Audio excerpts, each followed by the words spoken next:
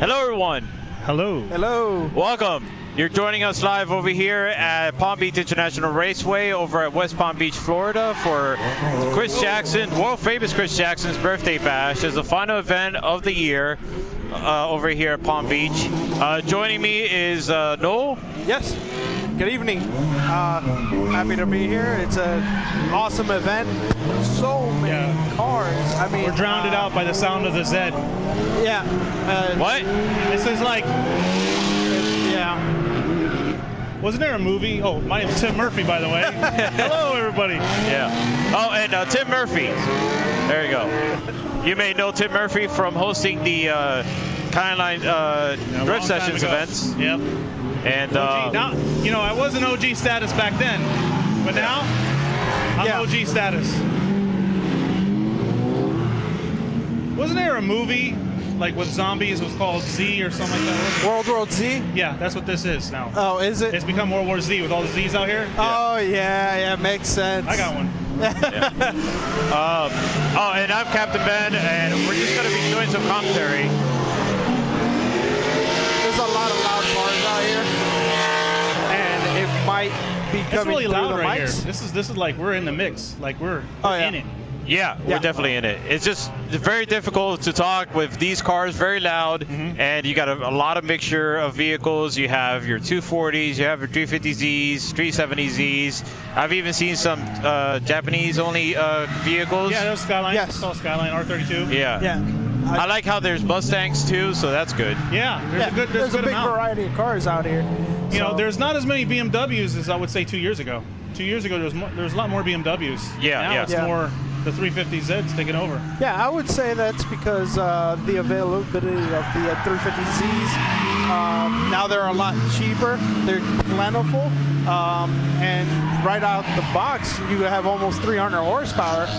It's a no-brainer. And plus, the aftermarket is incredible for the car. I mean, you have angle kits for $250. Yeah, I got one. so I mean, it's that car and the G35. It's hard to go against that. You know, the BMWs are great. I think they have really good. They have really good chassis, but I think they're more inclined to like a higher level competition style car when you're going to put a lot of money into it because of the amount of grip you can generate out of that chassis. I agree. I mean, that's why I bought one. I bought one. Once my E46 gets a little closer done, I will be selling it. But I'll tell you, I have been tempted to keep it because I mean, air conditioning works. I got to get coilovers because the springs. I'm riding on springs that have been cut, and it's a pretty rough ride, like like driving around the streets and stuff. But I like to drive it on the weekends and at nights during the week just to, know the car better. Yeah, it's a fun car for cheap, and it does everything you need it to do for the right price. Yeah, absolutely. Right. What do you think, Ben? What are we talking about? The Z. The 350Z, G35 platforms. Oh, well, I don't think you're asking the right person. Yeah. Yeah, he hates. Well, I don't like them either. Like I told myself I'm not buying one, and after 3 years of my car not being done, I was like, I got to drive something, and I don't want to build something. Right. So I looked for something that I paid a little more than I probably could have got one almost half the price, but I was figuring, you know what? Let me find something that has work done to it already to save me time and money. Right. I just had to add the angle kit and a little this, a little that, and it's my third event on the car, and it's flawless. Yeah. Yeah. Well, just in case you don't know, Captain Ben here, he will say anything possible to be negative about Nissan. But the truth is, the Z and the Gs are great cars right out of the box. And even he has admitted that it's hard to go against that. But Ben, speaking of cars that you would choose over that, what would you go with? Hold that thought. It's about to get really loud right now. Yeah, it's very loud.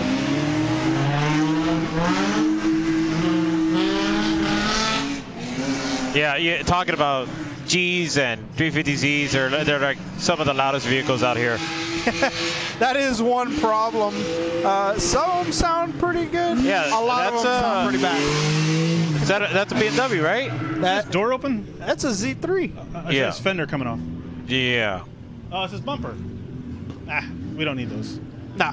Bumpers. Where were we going? We don't need bumpers. I mean, they should come optional from the factory. It should be optional. I'm with you on that one. But Right.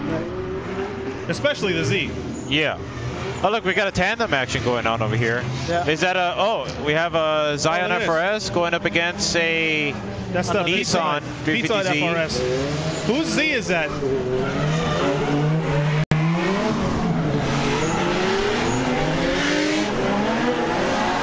And there's that R32 as well. So Ben, what would you choose For what? for drifting? Like a car that you could buy for cheap? I don't know. It's there's so many good options out there, but at the same time, it's like I mean, Boom! oh, Sorry. That was a little sound effect. no, that's fine. That's just see, that's a road hazard right there. Yeah. Right. Hopefully, one of the track officials can go ahead and pick that up. I'm gonna change the subject real quick, can I? Yeah. Go ahead. You know what I've noticed? Like, coming out here, the last 3 events, coming a little more regularly, I guess you could say, that how much the scene has grown. Oh, it's and not only that incredible. it doesn't feel like as much of a culture as when we were doing it, and maybe that's because we don't know the people personally like we did Yeah. before. Probably, We yeah. don't spend the time with them like we did Yeah. at County Line. Yeah. But what I will say is that you see different people trying to start different little drift clubs. Yeah. And with the Drift for Epilepsy, he's trying to start another meet down in Miami. Oh, that's right. I heard about that. I don't know how that went. I was thinking about going to, but weekdays are hard for me. Yeah, it's real tough. But I do notice that it seems like it looks great. Look Yeah. how many cars are here. I mean, it's there's crazy. 38 cars in advanced. There's 38 cars in advanced. advanced class alone. Wow. Now that is the biggest class, but Yeah. But still, I mean, overall, you would say maybe about close to 60, 70 cars altogether. oh no, probably more than that. 'Cause Oh, I think wow.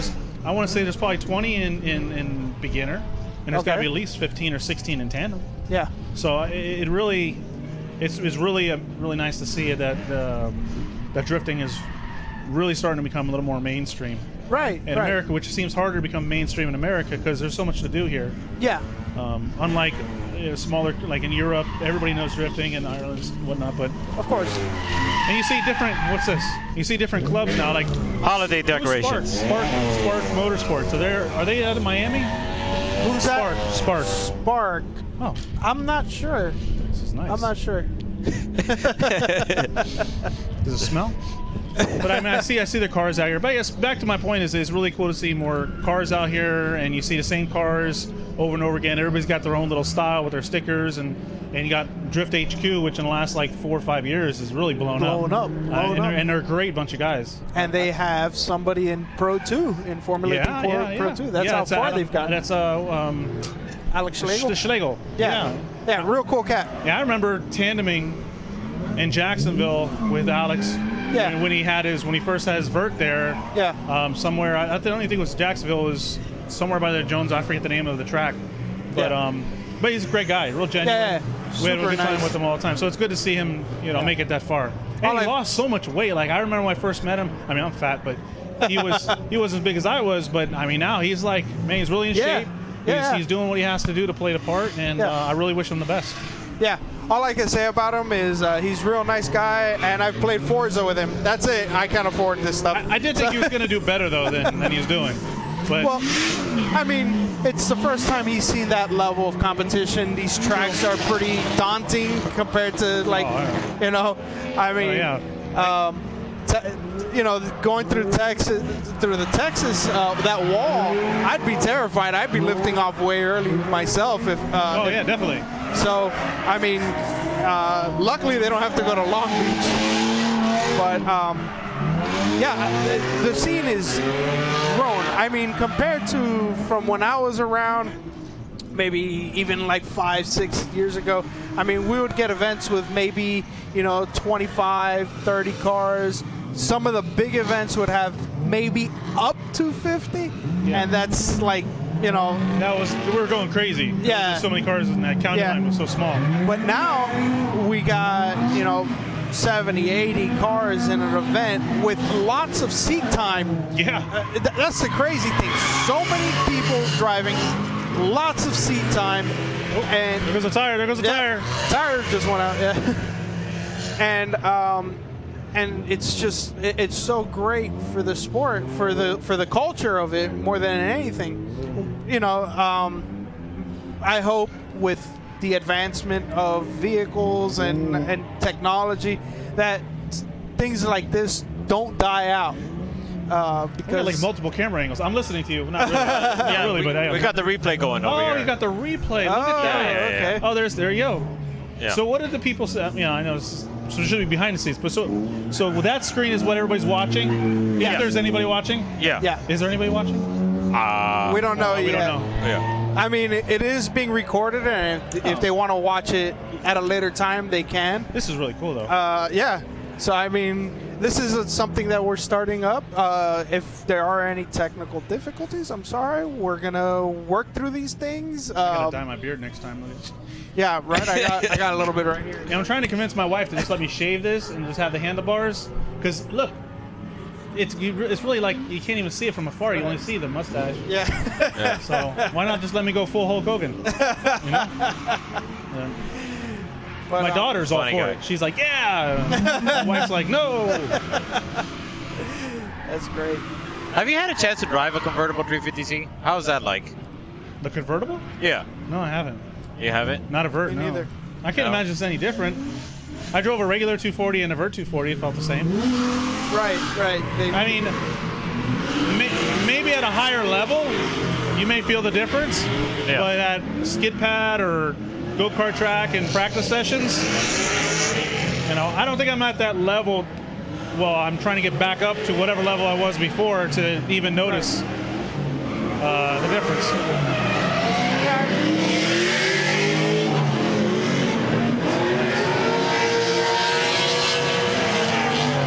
I'm gonna give a shout out to my brother. He's doing a great job on that camera. This is good. Yeah. Oh yeah, we forgot to mention that Tim's brother is on the camera. He's all the way over there, and he's doing what he can. It's not the best situation, but He's doing a great job. I mean, Yeah. he's filming the action.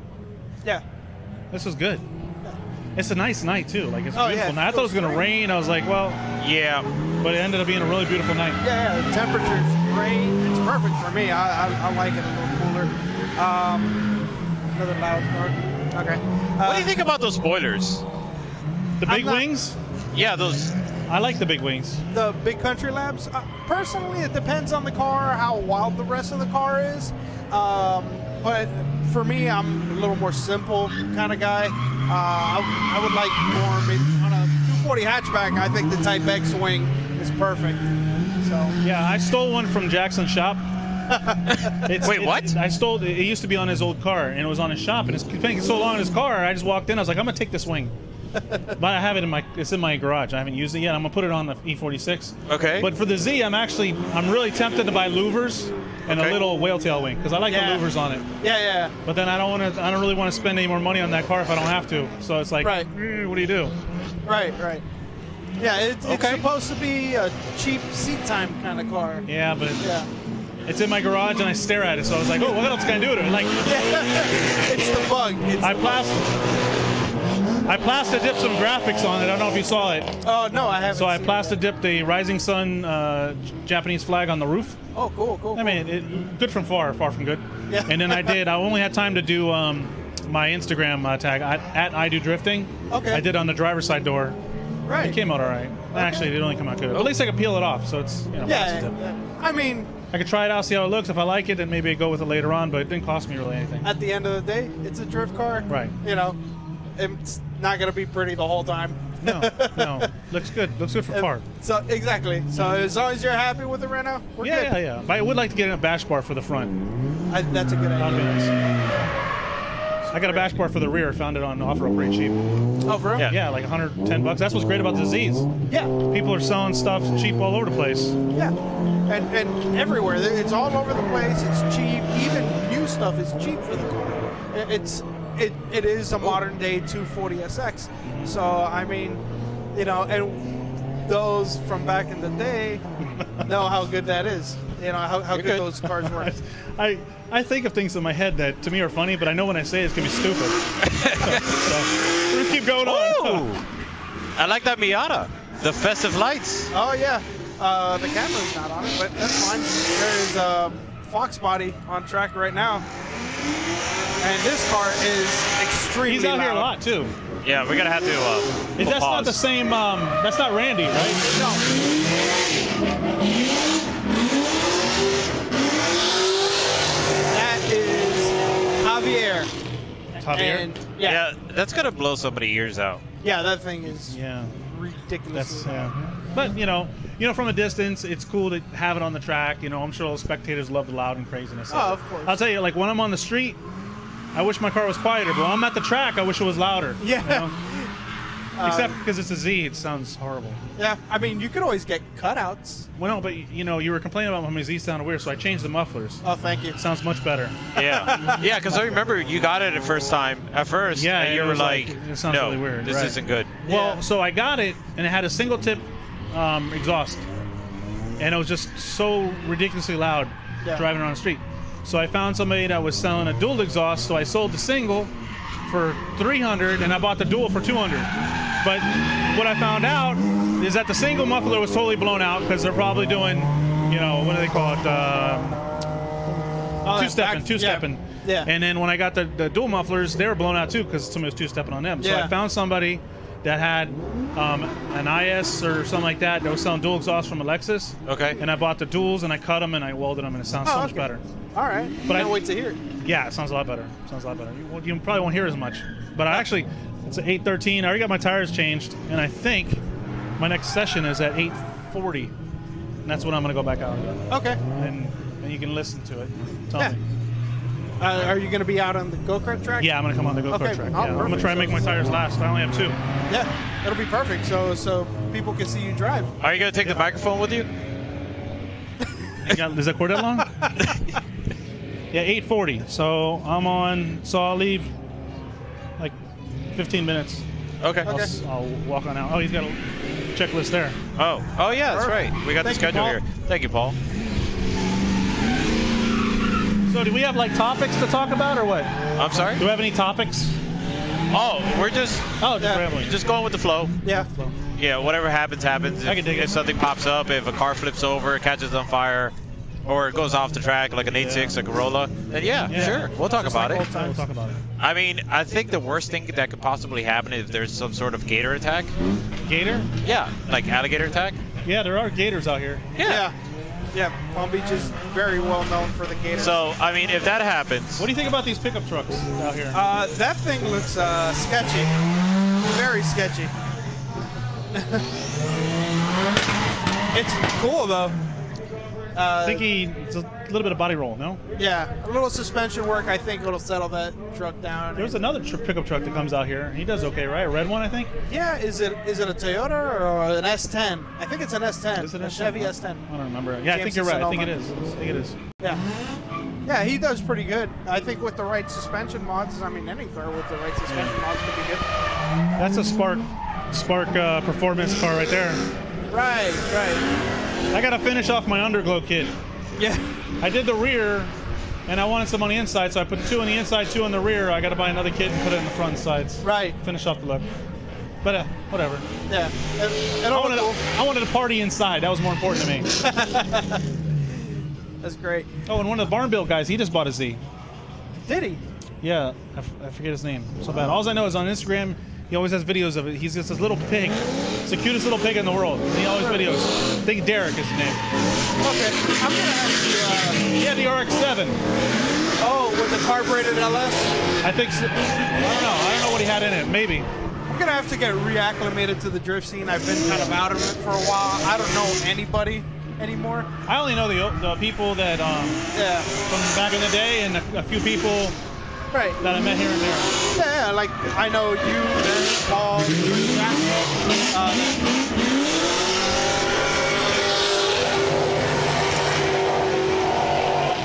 Tim from Turtec is out here. What's his last? I don't remember his last name. Tim. Tim Mosseri. Huh? Tim Mosseri. Yeah, he's out here 300Z. Yeah, 300ZX. Okay. Is It's it like the red one? Yeah, reddish, orangish. Yeah, it's he's parked right next to me. Yeah, Okay, cool. Yeah, that car so it looks was good pretty to cool. see him out. Yeah. Yeah. the 350Z invasion continues. Yeah, World War Z. Yep.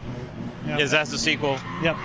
Oh, it's a bunch of 350Zs or 370Zs, or pretty much just all Zs from all the generations, just like attacking people. It kind of is. I mean, it really. If you look at the majority of cars, it's Nissan of some sort. Yeah. So you gotta have to wonder what's more scarier, the Zs or the Mustangs?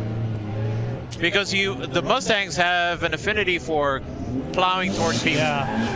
Right. Well, that's all on the track. But if you're out on the street, the thing to be most scared of is the Nissan Altima. Altima. Oh yeah. Oh, yeah. Yeah. Why Well, is this that? is like street driving on the streets. Yeah. This Really? is Why?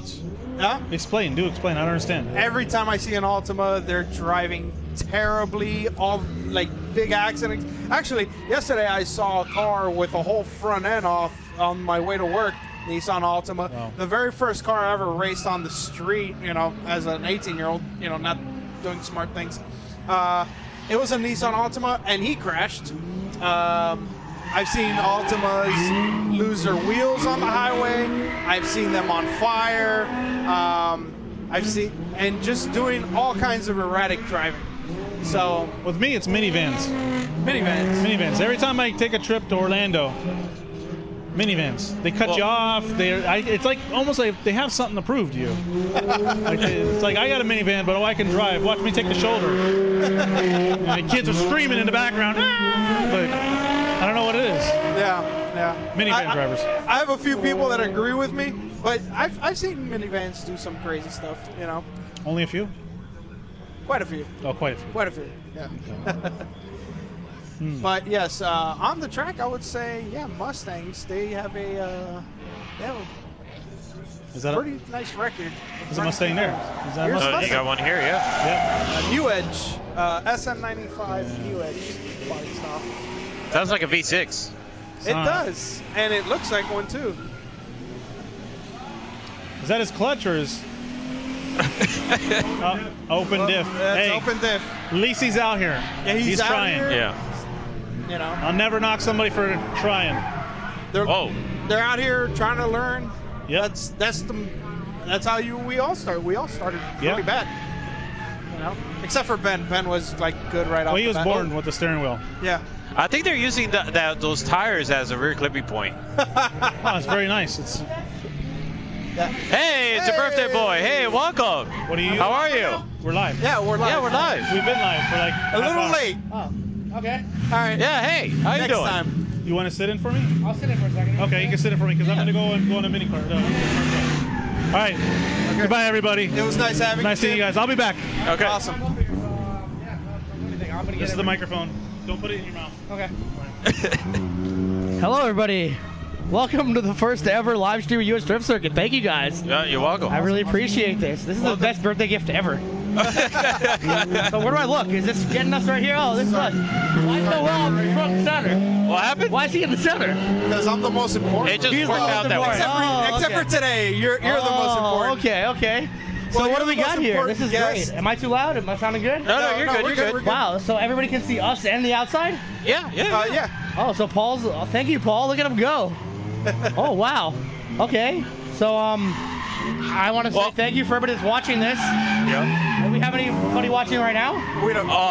We don't know. Oh, we don't know. Okay. Well, if you're watching, thank you for watching us. Check the mix. You know, next time definitely come out and see this live. We got a lot of stuff in store for you this show. Is this a show? What do we call this? Don't worry about it. Okay. We don't even have a name Just yet. That's how do cool what it is. you do. All right. Well, I'm gonna run around, and there's a couple important people that want to do some interviews with you guys. Yeah. So I'm gonna run around, grab you guys some important people. Okay. I guess now deal with these guys. And You make it sound like that's a bad thing. All right. Okay. thank you We'll go very with much, that. everybody. I will try to come back later. Merry Christmas, and yes, US Drift Circuit. Thank you. All right. And that was Chris Jackson, folks. Yeah. World famous Chris Jackson. Yes, indeed. You can scoot over. Yeah. Yeah. Let's get a little space between us here. Hey, so when I bring Bob back, just tell him there's like 3,000 people watching. Okay. Okay. All right. That'll work, I guess. Okay, so we currently have a car, A G35. a G35 coupe. It was stuck. Yeah, it's stuck off the side of the track, and he's in between 2 tire barriers there. I guess he doesn't want to knock him out. Oh, there he goes. Well, you got to remember that the grass is pretty wet. Yes, I had It's to drive soggy. on it. It's just muddy. Yeah. You could easily get stuck. Absolutely. You almost got stuck getting over here. Yeah. We had to unload Ooh. all this equipment to do this live stream, and I had to drive through the grass, and some of it was kind of. I need a 4x4 to do this. You think the lights under his car is affecting him? Yeah, I mean, it's possible. because it's light and it makes the car lighter. Okay, all right. Okay, I see what you did there. All right. Lame dad joke. Well, it's going 2 for 2 for the spinouts. Spinouts. Some of these guys are just learning, or maybe even relearning. It's great that they're coming out here and staying off the streets. A different kind of Z. Ooh. A Z32. Yeah. I know this car has a V8. I believe. Really? Yeah, I believe this car used to be owned by Harvey Pekka? No, I don't think so. I think he retired. Yeah, but this car used to be his. I think. Because I think somebody with the same last name registered, and it might have been his father. Hey. So, hey. Hey, how you doing? How's it going? Hey, all right. Yeah, we have another guest tagging along with us.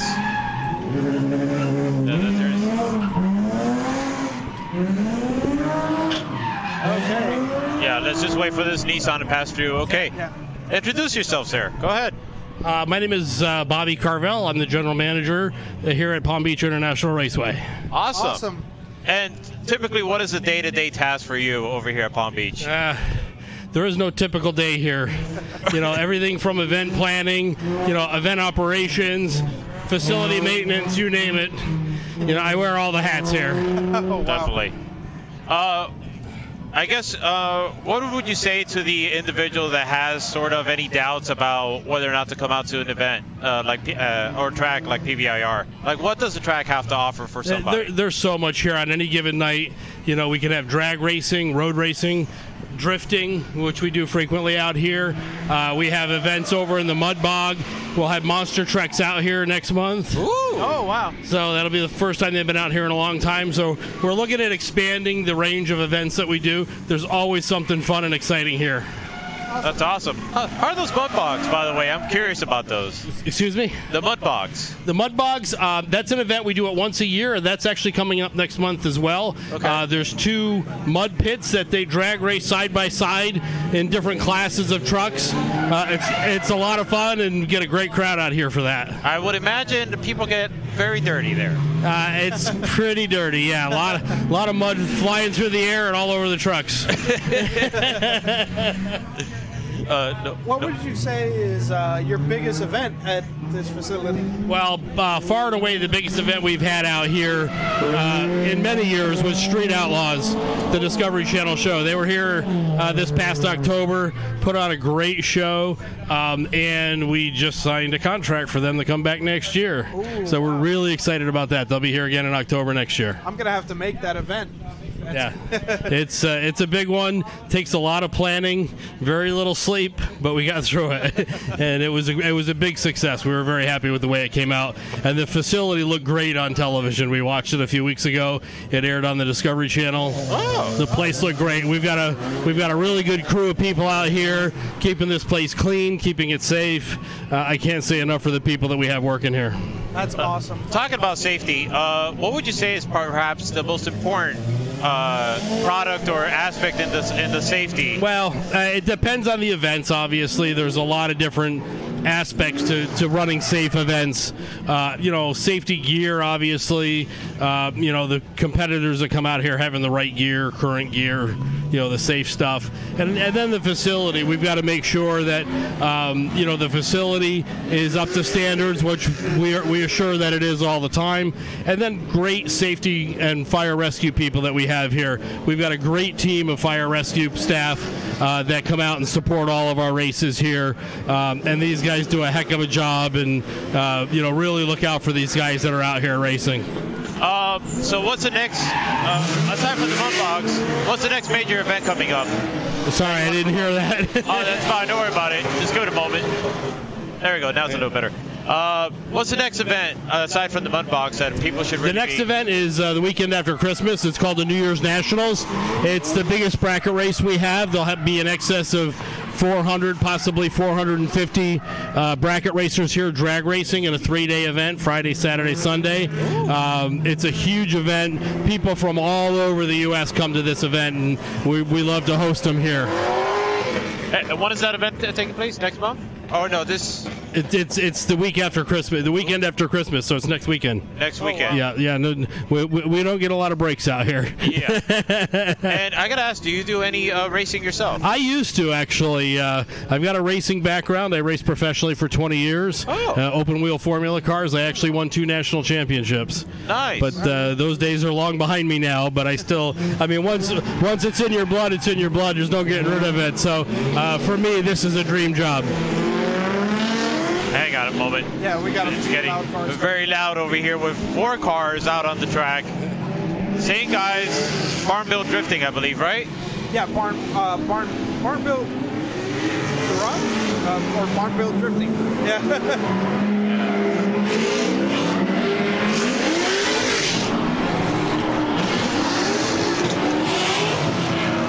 Yeah, they definitely know how to put up a good show. Yeah. Anything else you want to ask? I'm just going to make up this question as it goes. As far as drifting goes, I know that a lot of facilities, major facilities, big facilities like this, they're kind of against holding drift events, which is kind of sad. But, how do you feel about the sport and the culture that we bring to the track? What I've learned, my racing discipline was formula racing, but racers are racers, and I don't care if you're racing a drift car, formula car, or drag racing. Hang on.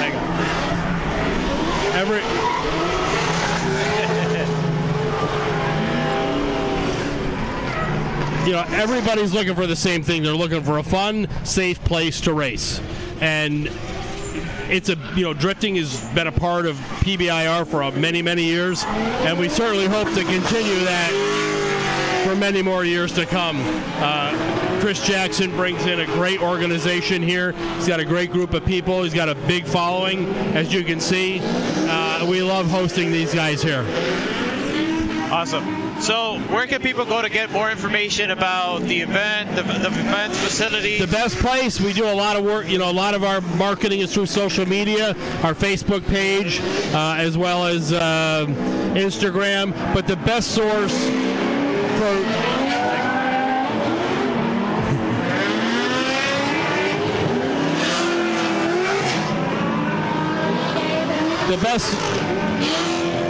The best source for the most current information is right on our website, which is www.racepbir.com. Awesome. All right. Thank you for your time. Appreciate it. Thank you very much. You guys, appreciate having you guys here. Thank you. You're welcome.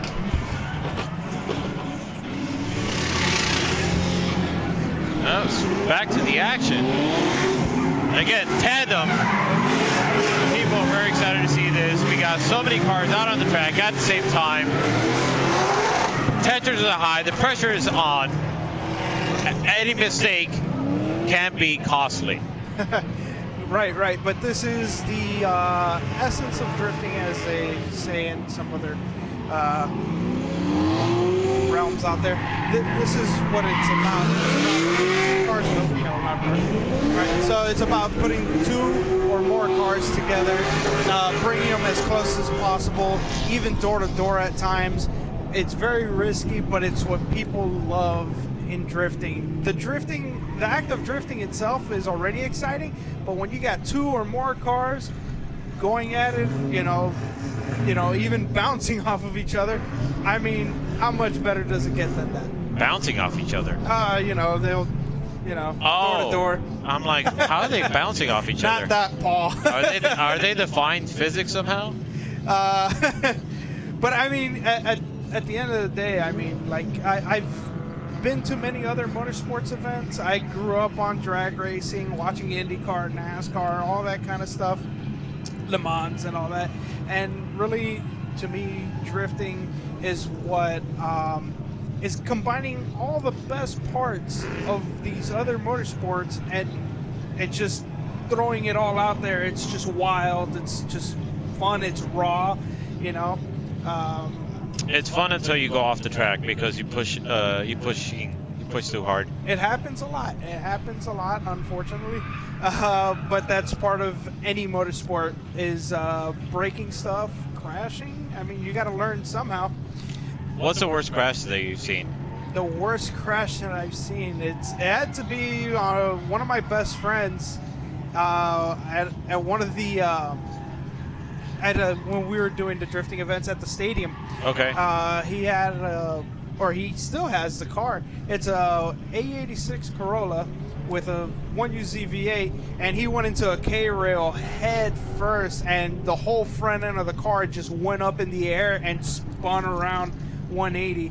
And yeah, he says he blacked out and even had like bruises from those harnesses and that was one of the most devastating crashes that I've seen at an amateur or pro-am event. Very loud noise. Well, after the clean up the track, now we have another 5-car tandem over here. We got a BMW 3 Series leading the pack with Nissan in the back.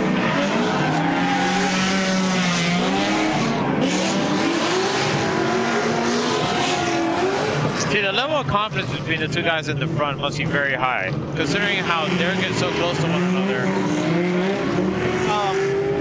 Well, those guys are very consistent, and they can run the same thing over and over again, as we've seen in previous events. Now it's Drift HQ coming up. Right, yeah, Drift HQ guys. Another group of guys coming that drift together, slide together. That S14 is taking off. Oh! He went too hot there.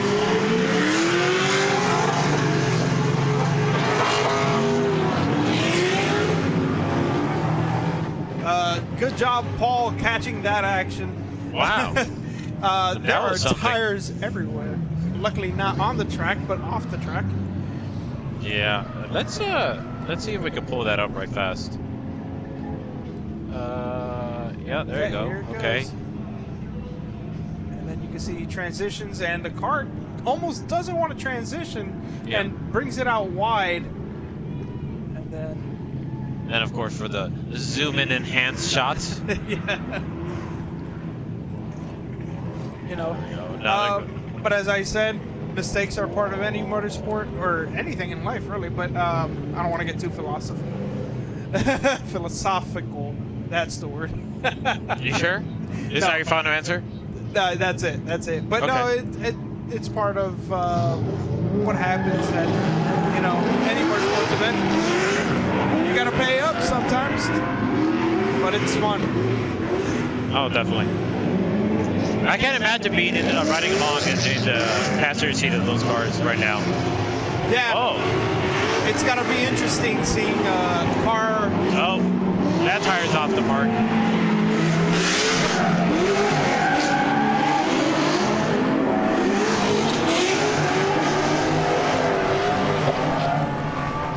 It's got to be interesting as a passenger seeing a car on your right side and then all of a sudden you transition and now it's on your left almost instantaneously.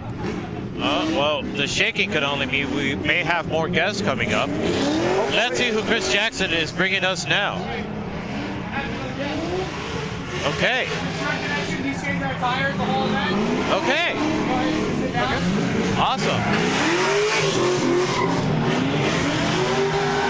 That's your microphone. Just give us a moment. It gets really loud here with all the cars. I mean, I don't know why they're here. Easier with earmuffs. Yeah. A bit. It's a little bit. Yeah, exactly. So go ahead and introduce yourself, sir. So my name's Jeff Mowry. We're centralized out of Boca. I run Trade Connection for Southeast Florida. It's a mobile wheel and tire service. We're here at this event for the U.S. Drift Circuit, mounting tires and disposing tonight for anybody that needs it done. Awesome, awesome. I would assume that at a drift event you're having a lot more work than normal. Yeah, definitely. It's nice that it's all in one location too. So yeah, that's great. That's true. You are mobile. So, right.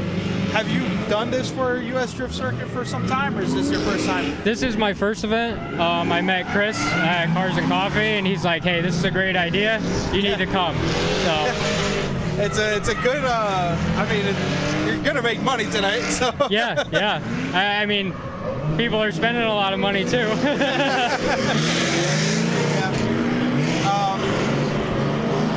Well, do you have any questions?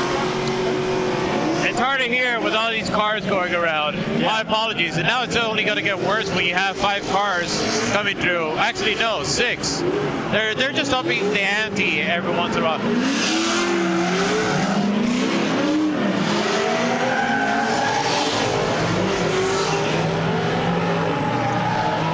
Obviously, from your perspective, you're seeing all these cars out on the track. That must be more business for you. Yeah, definitely. I actually do have quite a few customers that come to these events. I've just never had the opportunity to actually come to the track yet. Yeah. This is the first time. Oh, so you may have found this strange at first. You're like, why are all these people coming here so often? What's the matter? Right. People love it. It's their hobby. It's what they live for, some people. Yeah, it definitely is. Now, this is your first time at any drift event? Any drift event, yeah. Oh, okay. There's Trek Connection nationwide now. We're up to like 20 different franchises. Okay. I'm a franchisee. The franchise is actually out of Charlotte. They started about 3.5 years ago. Okay. Oh, wow. I was the first franchisee to sign in back in November. Okay. So, and they grew very rapidly, and it's just expanding. It's the new convenience of getting your tires changed. Wow. I gotta ask. You obviously have had customers with strange requests. So I gotta wonder. Obviously, people are gonna want to test the limits of their tires on the wheels. Yeah. So what has been like perhaps the biggest or the attempt to put the widest tire on the wheel, or vice versa? You get what I mean? Yeah. Stretching tires, basically. Yeah. Yeah. Between that and the camper and the cars way out for these events, it's pretty sick. But I mean. The most I've stretched a tire was actually about 2 inches on a rim. Wow. Yeah, so that's pretty big. Hey, hang on. Hold that thought.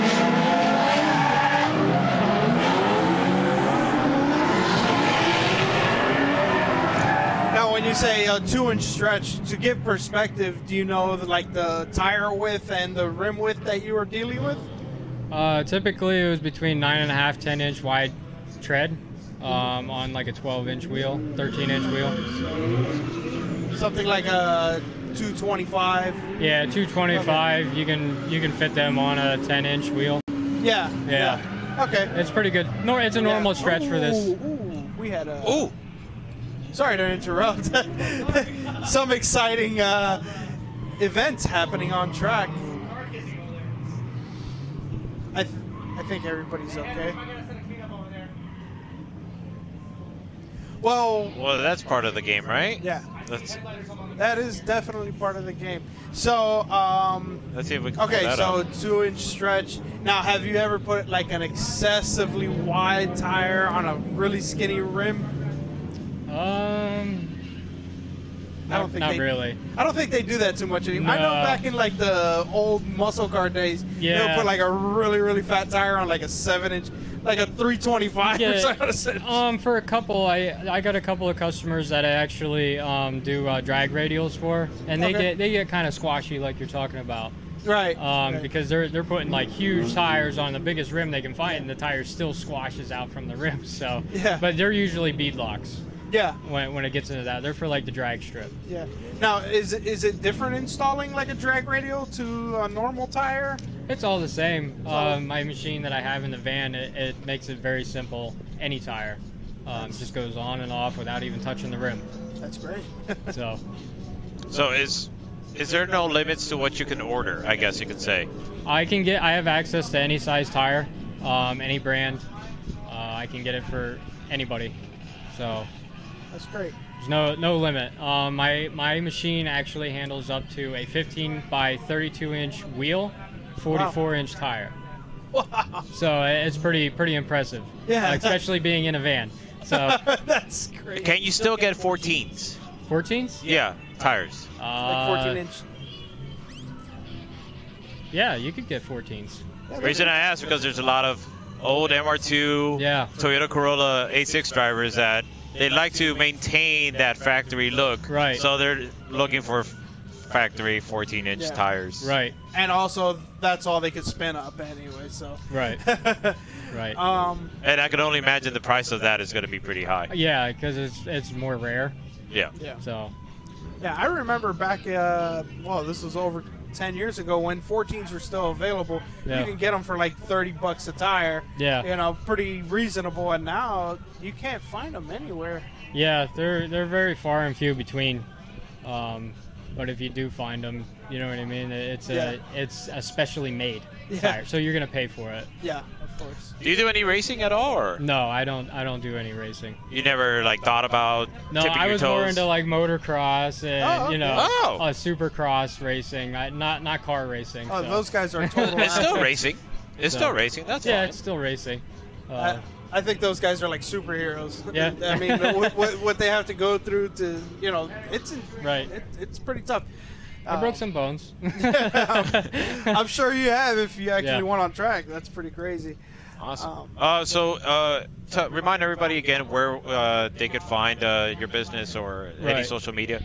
So my social media is going to be Tread Connection Boca Raton. Same with Instagram. You can also find me on Google as Tread Connection Boca. We are located in Boca Raton. I'm servicing Southeast Florida from North Jupiter down to South Miami at this point. Oh, wow. So we're rapidly expanding. I would imagine I'm going to be buying a second van here very shortly just to keep up with the workload. Oh yes. So, Yes. especially starting to come to these different events, and having the public exposure, I want to thank you guys. Appreciate you doing this for me. Absolutely. But we're doing new wheel and tire sales. We do the proper flat tire repair, whether it's at your house, whether a person's at work, roadside, or at events like this. Oh, that's awesome. TPMS servicing. That's pretty much it. It's great. Awesome. All right. Well, thank you, sir, for Thank you. passing by and sharing your thoughts. Yeah. And It was nice meeting you. likewise, we'll see you around. Guys, keep drifting, keep doing burnouts, give this guy business. I got one more for you guys right now. Okay, so we have more He's one of the guests. original media guys. Okay, awesome. Yeah, exactly. Keep it on. Sit down. Go, sir. There we Go ahead. Introduce yourself. My name's Chris Sesame. I'm with Misled Society. Probably started shooting some photos out here probably about 2 years ago. And gotta say, I absolutely love it. I love the diversity of the cars. I love everybody that comes out. It's such a tight-knit community. And that's just the best part about it. It's awesome seeing, too, was being one of the last events of the year, just seeing how many people came out, how many media guys came out.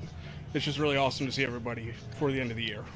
So, what kind of gear are you working with? Right now I'm shooting with Nikon. So I got a Nikon 750, and then I shoot usually with a 70 to 200 2.8, just because it's low light out on these small tracks. So you just got to bring as much light as you can. Yeah. So What made you gravitate towards the Nikon? Because I know there's a strong debate between Nikons and Canons, and now Sony with the mirrorless cameras. And so, what was it about the Nikon that stood out to you? Nikon's just what I learned on.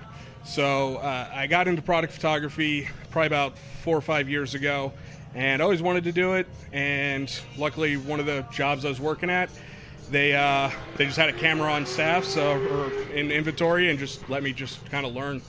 So I just kind of got invested in the system, and that's just what I stuck with. Really, it's just all about what you learned on, what you're comfortable with. Yeah. A lot of guys are switching to Sony nowadays, and I'm even contemplating it myself. Just the weight, the weight difference when you start carrying big cameras, big lenses, stuff like that. It gets hard to move around the tracks, keeping track of everything. So when you got smaller cameras, traveling, everything, it just makes it so much easier. Yeah. So I'm sure there's a particular shot that you have in mind that you're like, wow, I can't believe I got that. yeah. Tell us what that is and what was the story behind it. So again, when you start dealing with smaller tracks, with really low light at night, it gets really difficult. So you got to try and find your angles and everything. So one of the things that I really specialize in, what I like, is slow pan shots. So it gives a much smaller track that real fast feel, but having the ability to just track the cars, it takes a lot of practice. So and just a lot of shots to try and get it. So when you nail it, it's just super sweet. Awesome. No. I don't know anything. You don't know anything about this. photography. Okay, I know you don't know, but obviously you must be curious as to like, what would be your suggestion for somebody that has no interest in That's photography? my question. I don't know. Like, how can I improve my shots? Pretty much. Really, it's just practice. It's a lot of just coming out to the tracks, just putting yourself in uncomfortable situations as far as like testing out what your equipment can do and what you can do, and just trying to improve from there. The biggest thing, honestly, with any type of photography, regardless of whether it be drifting or anything, is networking. It's getting out there, meeting the people, getting friendly with all the different drifters, the teams, and stuff like that. And from there, your opportunities are going to start to open up. As far as getting some close-ups of the shots, some behind-the-scenes stuff, that's the stuff that people want to see. You got like I said, you got a lot of media guys out here. You're going to get a lot of action shots. You're going to start getting a lot of redundant stuff. So you got to start just a lot of behind the scenes are just going to bring out everybody. All I know about photography is photo mode and Forza. That's it. That's all I know. Hey, it's going to help you figure out the angles that you want. Exactly. And I'm not even that good at it. So I'm like, how do you not make that blurry? How do you get these colors out? I don't know. It looks cool. We'll take the shot. Exactly. So now, like I said, it's just a lot of practice. It's just getting out there and doing it. You get a lot of guys that get a little nervous, they get shy, and they don't want to come out, or they're not comfortable in low light or fast cars, and they won't shoot. Just do it. That's really all it is. Right. So. I mean, it's just like anything else. You got to put yourself in outside of your comfort zone. Exactly. Just so you can get good at it. Exactly. I mean, it's just like anything else. It's like you go drifting and then you see a track that you're like, oh, I don't like the way it's set up on the walls or whatever. It scares me. You got to push yourself to do it. Exactly. Exact same thing. So. Do you remember the camera that you started off with? Yeah. It was a Nikon D300. So probably about, like I said, about 5-6 years or 4 or 5 years ago. And hang on.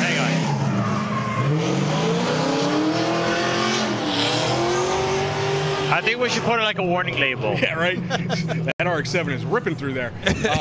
So yeah, it was a real tank, but it was a great camera. I still have it. I've beaten it up. It's broken, the screen broken on it, but it still shoots great photos.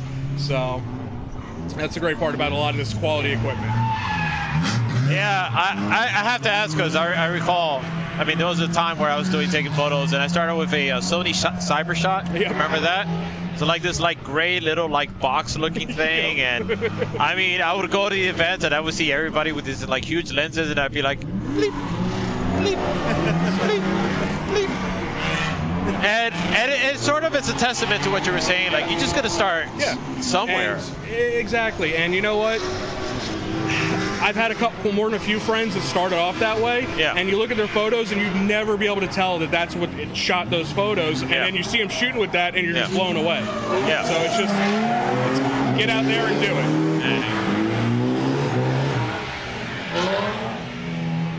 it. All these Nissans, I tell you. What was your last? It's just get out there and do it. Just practice, get the shots.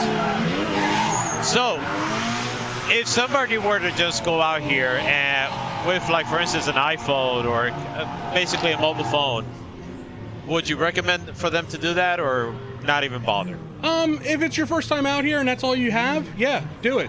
I mean, if you really stop and you look back, who was it? Larry Chen. When he first started his Instagram, all he shot was with his Samsung phone. That's it. Oh, yeah. He never shot with any professional gear because he wanted to prove to himself that it can be done. So that's all you have, come out and do it. You know what? I'm gonna do it tonight with my phone. There you go. You're gonna see it. Watch. You're gonna see some crazy shots. Definitely keep an eye out for it. Yeah. I think you should master Forza first before you.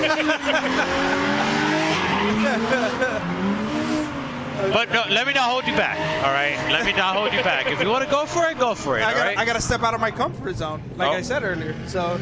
Okay. All right. So tell us again where we can find you on the internet. So on Instagram, it's just Misled Society. I have the website as well, www.misledsociety.com. I post all of my photos on there. All the drifters know that they can always jump on there. They can grab the photos for free. They can use them on their Instagram, website, anything they want to do. That's great. Because it's all local guys, and that's what I want to support. Awesome. So, That All is right. really good. Thanks for coming on, man. Appreciate it. pleasure talking with you guys. All right. Nope. Okay, so we've had some pretty cool guests from all different sides of what you would see at a drift event. Yeah, definitely. It's not just cars and drivers and the track.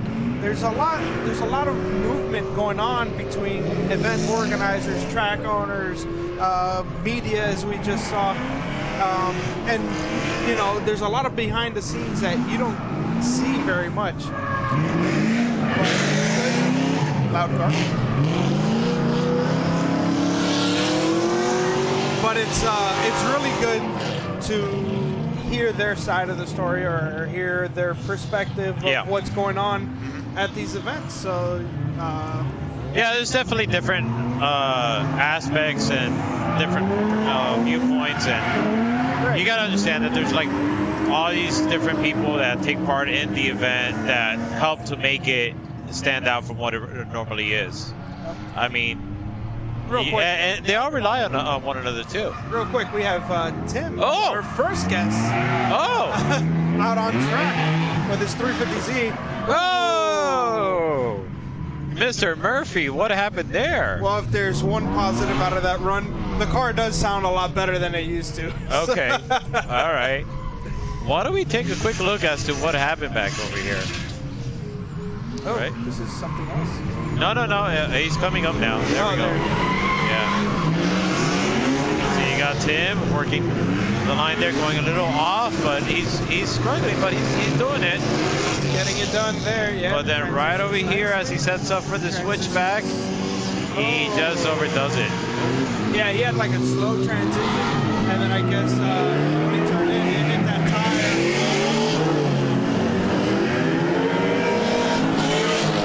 And the whole run unwanted there. But yeah, I mean, if you see any of these guys working at the track, you know, it's not just about the drivers and the cars, you know, thank them, you know, talk to them. They're all cool people. We all love the same thing at the end of the day. This guy needs to put his lights on. That's dangerous. It is. It is dangerous. Oh, crazy pan. Watch out. Here we go. Oh, we got. Is this a LSVA powered IS300? Yeah, and luckily not too loud. It does have a muffler on it. But that's a very unique car out here.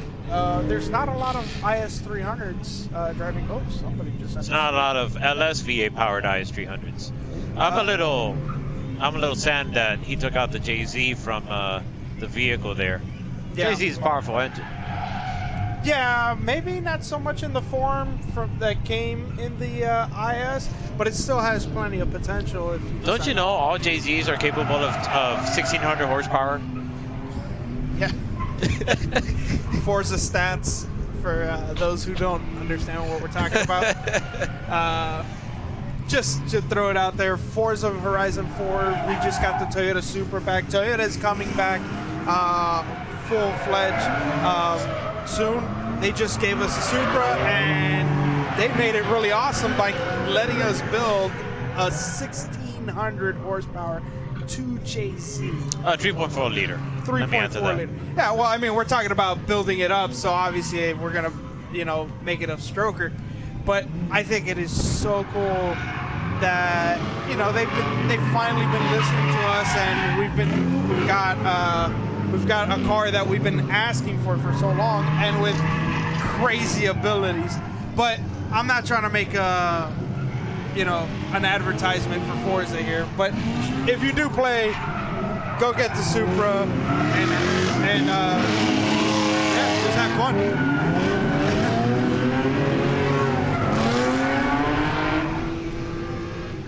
Yeah, it's definitely a lot of fun. I've been enjoying. I've already built like 3 of them, I think. Yeah, I think I have like 4. I have like 2 drift ones, one on stock tire, another on sport. Let's see. See, Cool. you don't see this that often on BMW. Z3. Z3, right? Yeah, and I've heard those aren't really the easiest things to drive. Yeah. And he's doing pretty well. But, yeah, I have a sport tire, stock tire, drift car. Oh! Whoa. What is he doing? Yeah. Sheesh. That was pretty interesting. That was weird. Okay, everybody's safe. Why don't we Let's take a look at that, see what happened there? Well, we see the Z3 doing pretty good. But now we switch over to the start of the action. Yeah, see, they take off, but I don't know what the heck that guy in the middle was doing. Yeah. Where's he going? I think nobody had any idea. Just mention this. There's a lot of people in the tandem classes that maybe shouldn't be there, or they're just brave enough to just throw their cars at other people's cars. However you want to view that. So as I was saying about my Supras, I have 2 drift ones, a drag car, and like some crazy top speed car. That one has 1,600 horsepower, and it is nuts. I think I've gotten it to like 270 something miles an hour. Pretty fun. But yeah. Well, that shaking could only mean I have another guest coming up the tower, and who is gonna grace our presence? Let's see. Chris Jackson, world famous Chris Jackson, is bringing us over another guest to this broadcast. Oh wow. We have one. Oh yeah, we have 4 chairs. Yeah. Yeah, we can get another chair. Scoot over here. Yeah, scoot down to that chair. Oh, okay, yeah, that's fine. Nope. Whoa, okay, the chair is going overhead. Okay. Or we. All right. Wait, what? Oh, the breeze is nice. Yeah, it's real nice. Yeah. Oh, I'm gonna have to make some configurations over here. Hold Oh, on. hang on. What? What's going on? Oh, shoot. Oh, I'll have to fix that. Oh, okay, yeah. It was a bit of an issue there. Okay, we're good. We're back.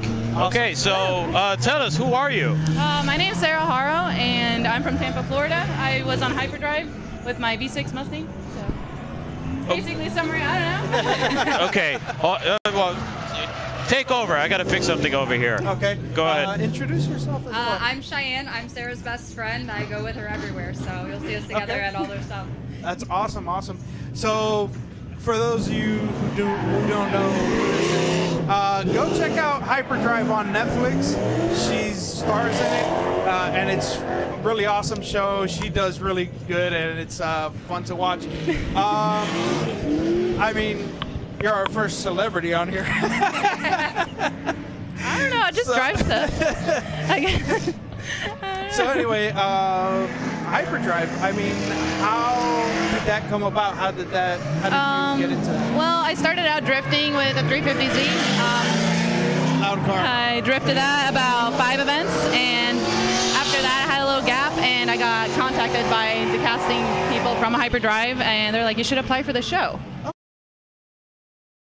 And then we had to own the car and have a cage in the car, and the only car I had was my basic Whitefish Mustang. Yeah. So I was like, all right, let's do this thing, and I put a cage in it and went up there and did it. So it's basically an obstacle course, so like Ninja Warrior versus Fast and Furious kind of thing. Yeah. Okay. Wow. I have a question. Yeah. So, the craziest thing is the leveler.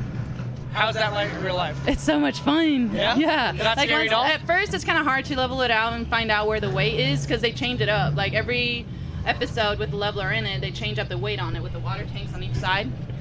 So at first it's kind of hard, but once you get a hang of it, it's really fun. And like, yeah, it's far up, but once that tips down, you're like, oh yes, again! Like, it's so much fun. I love it. That's awesome. And then what else do we have to ask here? So your daily job is unique for. Yeah, I'm a truck driver. I haul a tanker around Florida mostly, and yeah, I've been trucking since I was like 15, if you like think about school over in Sweden, and then I truck drove a year in Sweden, and then I moved to America and I got my CDL here, and I've been truck driving for like 2 years here now. Yeah. Okay. Wow, that's a pretty cool job.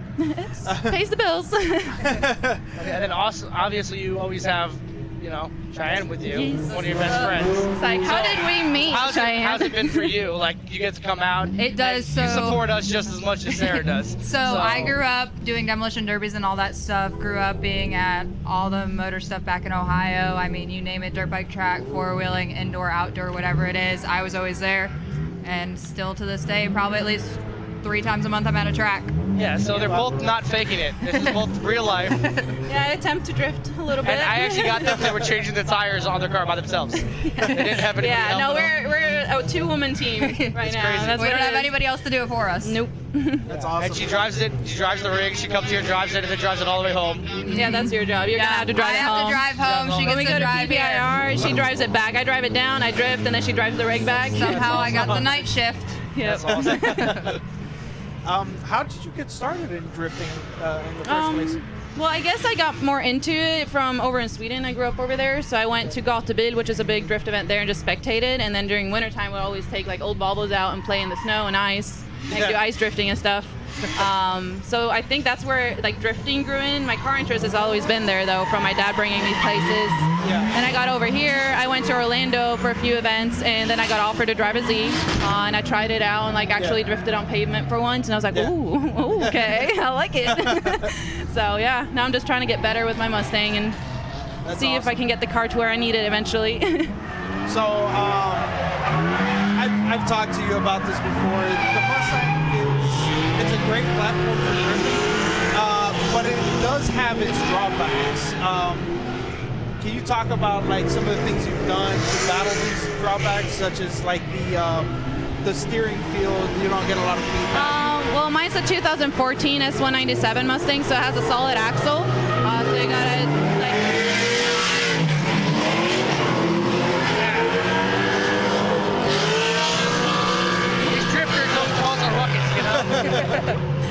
So it has a solid axle. I got some cheap suspension online that I have on right now, but I just got home my silvers that I'm gonna put on pretty soon, so I'm super excited about that, to get like the suspension solid. Up front, I put a Drift Knuckles unicorn kit on it, which is knuckle, arm, and tie rod. Okay. And that helps a lot. I also put 2-inch spacers up front and try to have as much camber as I can. Since it's a solid in the rear, you can't do anything in the rear much other than just suspension dampening and stuff. But yeah, welded diff, inline hydro. Okay. That's about it. I tuned it, Automafia, and that helped a lot. Because the steering and the throttle is electronic in my car, so it's kind of weird if you compare it to a 240. But after I tuned it, it felt so much better with the throttle response. So like being out here, I can actually, like, it doesn't hesitate before I do anything. So it's nice. Oh, that's great. Well, for Cheyenne, are you drifting, or are you? I do not drift. I just ride passenger, drive the rig home, and just do whatever she needs me to do. Any plans for the future to get started? I'm more in like the racing, drag racing, like go fast industry, not the sideways, even though somebody's trying to tempt me a little bit, but maybe keep working on maybe that. in the future. I mean, I do like coming to these. Y'all are great, super great support system. Yeah, I know, I love this place. Well, I mean, I think all motorsports are great anyway. So if whatever you do, have fun at it. It's great. Any other questions? I don't know. Anything else? Any sponsors you guys want to plug, or anybody that helps you out along the way? I have a list. Like first off, Blackledge was there from day one. That's the place I work at, so that's the reason I have a trailer that I can even get the car out with. So like, big thank you to them. High Standards 4x4 for giving me tires, Cosmos and Silvers with wheels and suspension, obviously. Those are great guys over there too. Yeah, no, they're great, and I love being like Florida local. Try to like represent Florida companies. And then I have Automafia Tuning or Automafia Racing. They tuned the car. Yeah, That's about it. Do you have anybody? Do I have anybody? Redline Design. Oh my God, I almost forgot. Redline Design. What was that? Redline Design. They did the vinyl on my car, and we're actually working on a new look for the Mustang for 2020. So in January, we're working on that project, and I'll reveal it in February at Clash of Kings in Tampa. Still black? Oh. I'm not telling anything. I'm not telling. Pink is not in our future, though. Pink is not happening. And do you have anybody? I mean, usually Tucker. Usually my dog comes with us. He's kind of our mascot, but he stayed at home this weekend. So Big thank you to you, and happy birthday for thank you and very happy much. birthday. Yeah, thank you happy for birthday. everything. Old man, old man.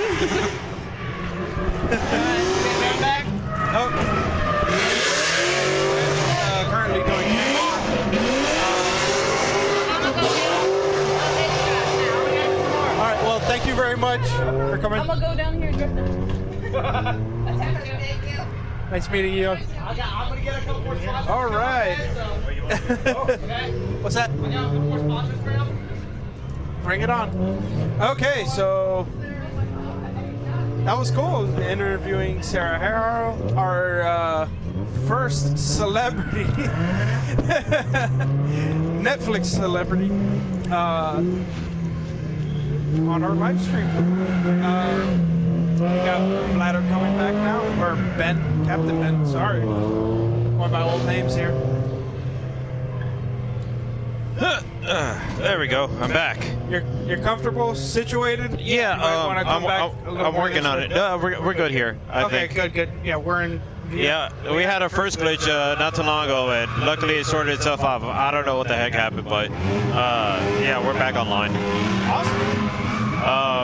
Yeah, and I actually got to man the camera for a moment. Good job, buddy. That was Yeah. good. Okay, so it seems as if we have one more interview. No, that's him again. Hey, Mr. Murphy. So we He's have back. we have one of our guests coming back. Did you guys sit this next to Sarah?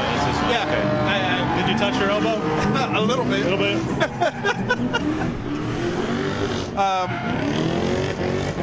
Back at the booth with us is Tim Murphy, our first returning guest to the live stream.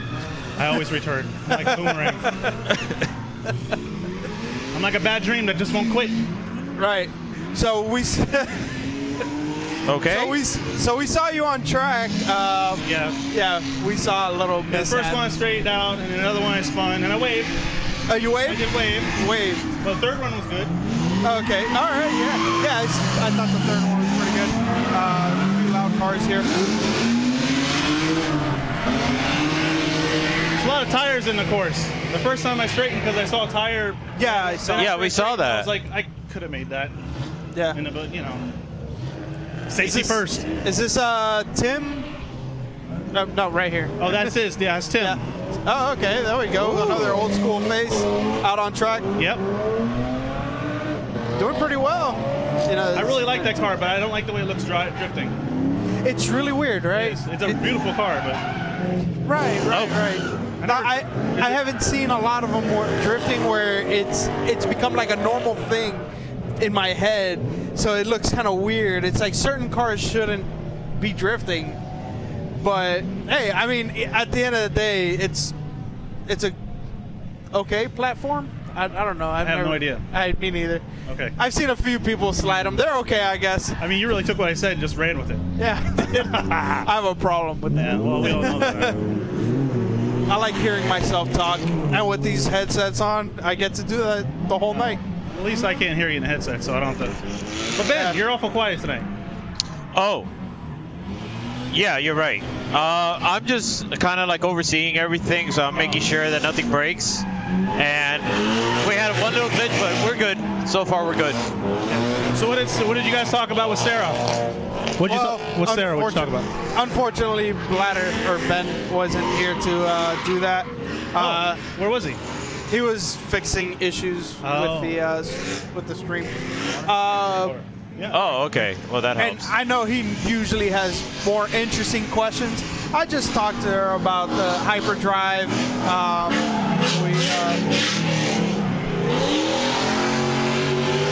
Okay. So we talked about hyperdrive, how that came to be. Did you reveal your crush? Hey, we don't talk about that here, right? That's personal. Live. Oh, I'm sorry. That's personal. Can you blame me though? Jeez. Anyway, so what was I saying? Oh yeah, we were talking about that. I was talking about how the Mustang is a good platform for drifting, but a unique platform. What fixes or what things that she has done to the car to combat those issues. We also let her do a sponsor plug. Okay. And also talk a little bit of her day job, which is trucking. Which Yes. Well, if you saw the show, you would know. Yeah. Well, we still ask for the viewers. Right. If I we haven't have- seen the show. If we have any viewers. Do we have any viewers? Oh.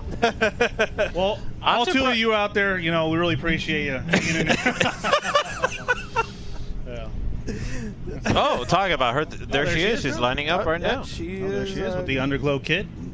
If you weren't sure who she is, her name's on the side of her car. Yeah, Paul there. Oh, there he goes. Okay, thank you, Paul. So is it all one word, or that's her first and last name? I think that's her superhero name. Oh. Sarah Harrow. It is? That doesn't. I don't doesn't know. make a good superhero name. But Chris was there, so I guess Chris took Ben's spot? Yeah, he did. He asked yeah. a few questions. What did he ask? I don't remember. Okay.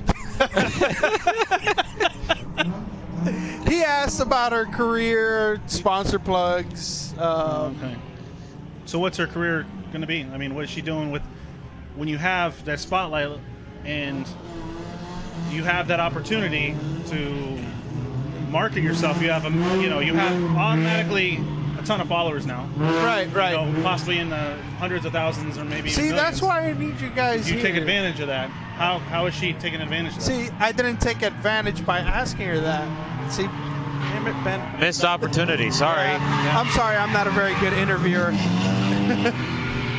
I took the opportunity to go on the camera and just pan around, see what Paul was, some of the issues that Paul was going through. Yeah. Which now just made me realize some things I got to work on to implement the next time around.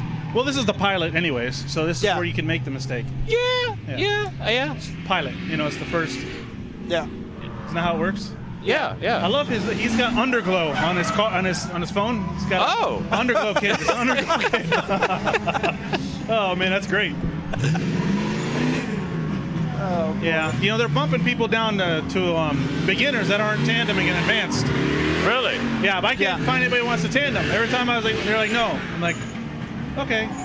Oh well. I mean, I get it. I'm not spin here and there, but I didn't feel too bad because the tandem guys wrecked. Yeah, Took up 5 minutes of my time. Yeah, we saw it. Drift HQ, was it? It was right. They went, and it was like 5-6 minutes of my time. So I don't feel so. When I spin, everybody spins. Yeah, it's all part of it. That's fine. And Jackson's spinning out is coming with part you. of the game. What the heck? Jackson's coming. Can we lock the door? What's going on? There he is. There's Jackson. Look at him. He's got. Who's this guy? He's pointing. World famous Chris Jackson. Look at that. Enhance. Drift taxi these guys. Oh, it looks like he forgot something. Yeah, he did. He dropped his phone. Dropped his phone. Can you replay that? Replay that. Let's get instant replay. Oh, hold on. Okay, instant replay. It's coming up. Replay. Hold He's on. running across. Okay, it's queuing up. They're right coming now. up. Right now they're stepping in raccoon poop. That looks like blueberries. Oh, there it goes. Okay. This is the instant replay. Instant replay. Here we go. It's so the coming. 3-person tandem. Hey, you dropped something. He's like, did I drop something? Yeah, I think I dropped something. Hey, did you forget that? My pockets are My suddenly pockets feel empty. lighter. Oh, wait a minute. There's my phone over there. Instant replay. Instant replay. Instant replay. There you go. Pick up your phone. All right. Yeah. There we go. Yeah. Wow. Oh, that's just pure genius. All right. I'm leaving. I got kicked out. Chris doesn't love me. No, don't leave. Just stand inside. Okay.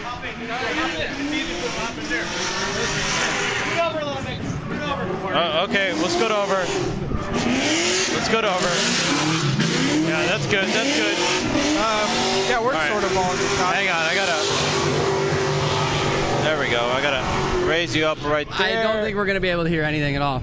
No. I mean, you might not hear yourself. No, it's okay though. Yeah. But So this is the first time you guys are doing this? Yes. yeah, this is the pilot episode. I like this. You know, it's like you guys back in the day of County Line. Perfect, Like, Jackson. you know? That's, yeah. Yeah. Definitely something new that we're trying out, and let's see where it goes. So how many viewers we have right now? Two. Who's that? Yeah, there's 2. Do we have? Nice. I can tell you. Hang on. We actually have 3. okay. Hold on. Oh, wait. I'm one of them.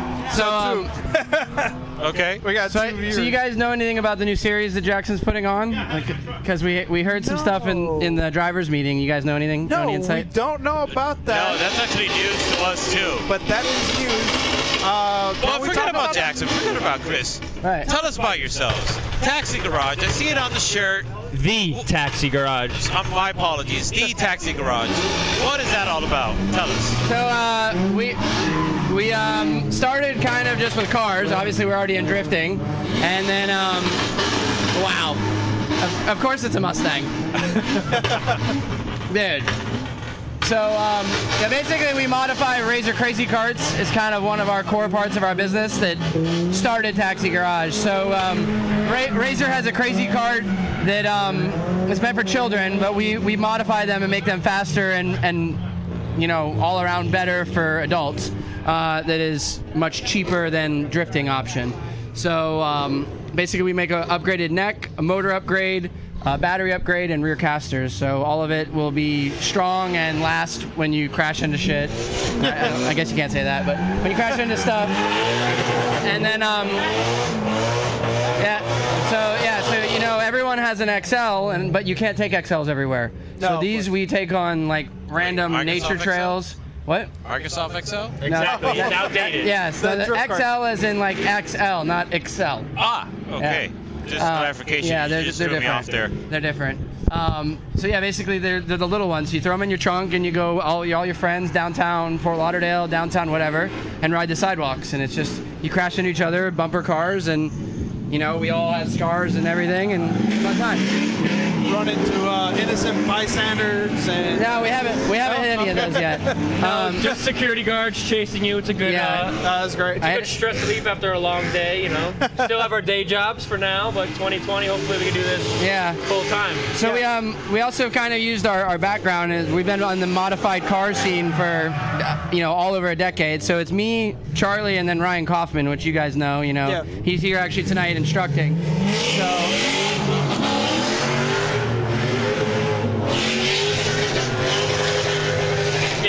It's good to see him out here in a different car. So it's cool. You know, Derek's car running. But so we sell all the line of performance parts as well. So from Akrapovic titanium stuff for exotics to Cosmos to work to ADV1 to anything you really want. That's kind of where the next step for Taxi Garage is we're not just a karting brand. That's awesome. So I mean, obviously you do have drift cars. Right. And you use that to market your... Correct. Okay. Yeah, cool. so I'm finally out here again in my car, and it feels better than ever, simply probably because of the karting. You know, I have like infinite amount of seat time because the carts don't cost anything to run. Yeah. So me and Ryan go door to door in like the tightest places we can find, and I know that it's helped me here because I've been on another level like tonight, at least feeling like it. You know. Wow. I might have to invest in one of these. Yeah, they're really a good replacement. What's about the roughly running costs? Basically, you'd be somewhere around $1,500 to $1,800, $1,900, depending on like. You could start at the $1,500, and then our rear casters are when you're better. Yeah. So it's like basically going from like a 195 to a 305.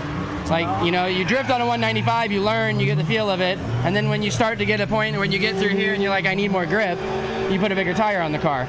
So it's that same kind of concept with the parts on the cart. Wow, that's really cool. Good Lord. Any JZ swaps of any kind? No? No. We're working on brushless, and then we have one for Jackson. It's going to get a lawnmower motor, though. Is it going to be yellow? No. We're not going to repeat history with that ugly thing. Birds. Listen, and that's why Jackson gets me up here. But hey, happy birthday, Jackson. We appreciate you very much. Happiest of birthdays, Listen, Jackson. you're the only reason that Florida drifting survived. Thank you very much. Like the only reason, you know, like coming down from Atlanta and just driving a whole different scene. And then, you know, obviously County Line where I met you guys, and just it was like the heart of South Florida drifting dying, and you just keep it going. Regardless of, like, you know, people having something to say or whatever, we're still here and we're still driving. So Thank you guys. appreciate Thank you so it. much, guys. Yeah, happy birthday. And all right, I have a run group going. I gotta go. Okay. Charlie No can stay and talk. Go ahead, man. Is this thing a microphone? Everybody! No? What? Gentlemen. Well, I'm Charlie, by the way. Oh, good. No problem. Nice to meet you. Pleasure to meet you. Likewise. See you around. Oh, okay. About that one night? Yeah, tell them about that girl. And that's exactly what happened. You heard that? Yeah. That's a great story. I'm just up here, gentlemen. It's a pleasure, honor. Same. So, what is it that you do at Taxi Garage? So Taxi Garage needs to be seen by everyone, right? So now we went from Taxi Garage to Taxi Garage worldwide. We're gonna make a lot of kids' Christmases this year. Okay. Looking at the tracking numbers, we got 2 that just landed in Honolulu. Wow. Have you ever been to Honolulu? That's Hawaii. Yeah. Wow. So that's one of the, furthest carts we shipped. We got a lot of parts in Australia, the UK, basically, self-made, but people from all over the world have been reaching out to us for this niche market idea that we've been coming across on. Instead of joining the Thursday night kickball league or the Monday night softball league or whatnot, we have our own little Taxi Garage crazy cart circuit going on. So anyone that's down or has one in the market, feel free to stop by. Yeah. We tighten, nut and bolt everything.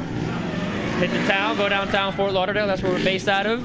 Okay. And it's just a more cost-effective way than bringing out the drift car. But tonight we brought out the real crazy cart, as we call it, tonight to shred some tires. But other than that, we're probably gonna have our own little circuit here. We're gonna have rentals for 2020. Nice. Yeah, try and show it off to the public here. All right. Well, that's gonna be a great opportunity for people to really see. Well, loud car. Right. It's gonna be a great opportunity for people to see and experience what it is that you have to offer, and how great it is to have something like this at home.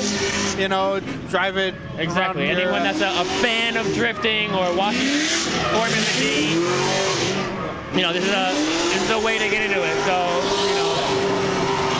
wow. Rev limiter, huh?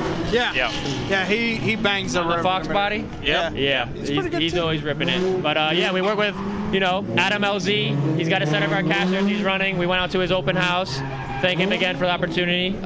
He got one of our lithium upgraded motors. Yeah. Other than that, it's just who hasn't heard about Taxi Garage? Who hasn't, anything with wheels, we send it. Crazy That's cars, awesome. drift cars, exotic cars, you name it. Oh, we have a little. Right on. It's a potential This is issue. a beautiful view, gentlemen, by the way. This is the best Real seat in the life. house. Hell yeah. Well, mic drop. Boom. Awesome. All right, thanks for stopping by. Thank you very much for coming by, man. Piece whatever you want, Cool. I'm taking it.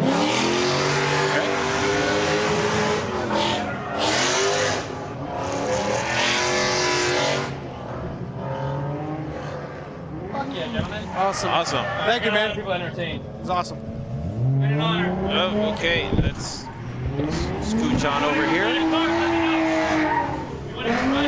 Yeah, for sure. Thank you. That'll be awesome. Now I have to get across without dropping something.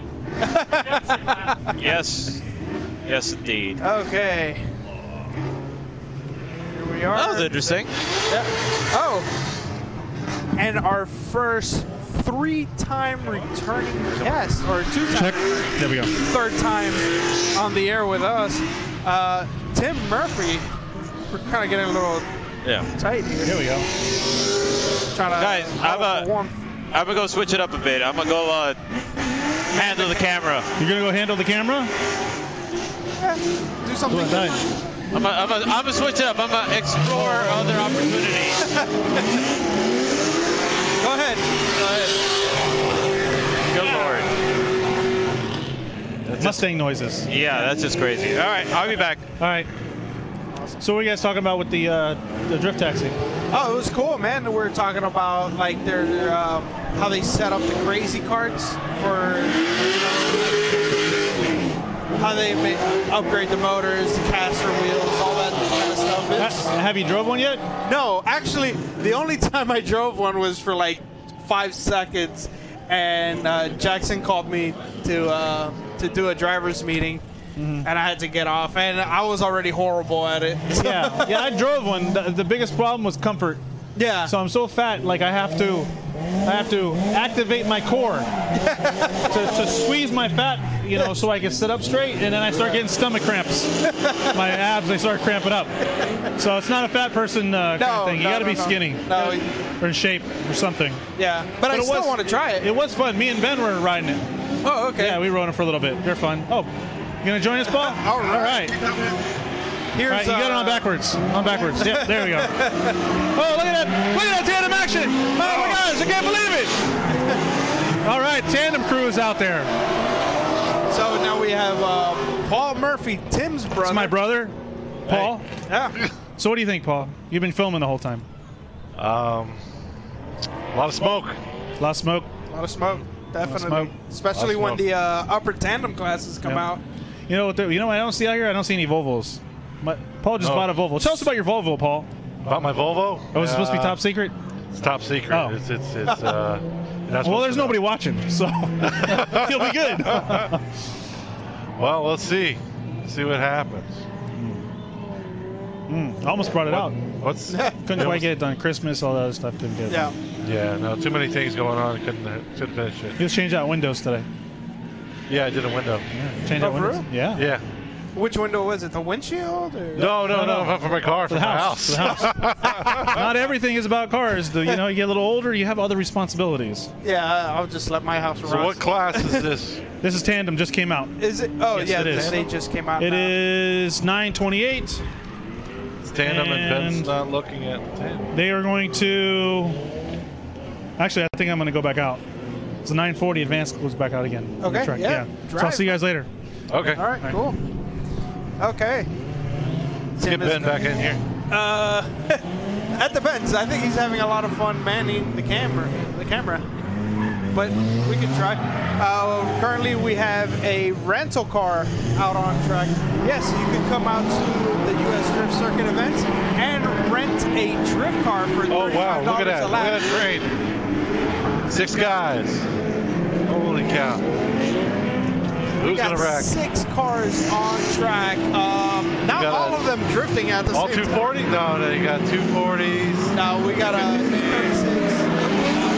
Oh my God.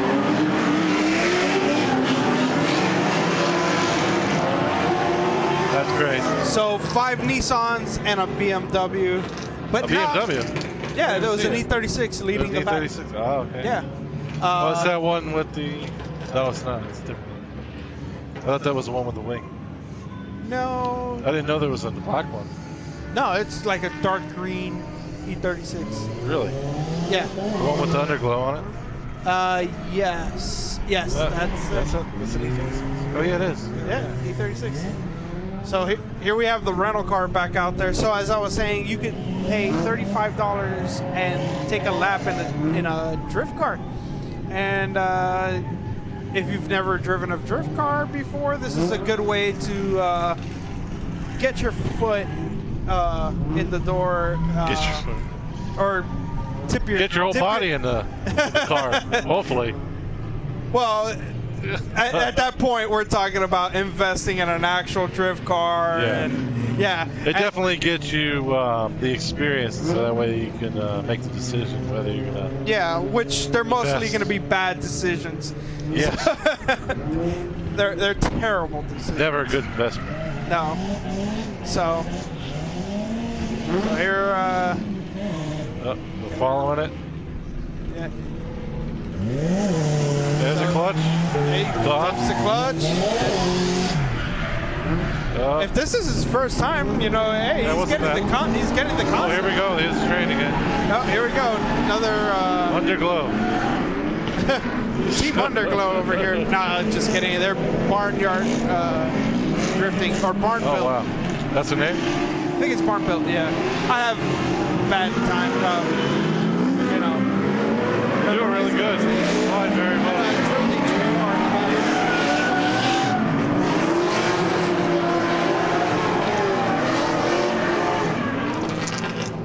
Very loud, but I think that's what brings so much of the excitement in drifting is the noises and the different engine notes, and you know, it's just it's yeah, I think that's a problem when we have too many V8s, though. You just don't get the variation.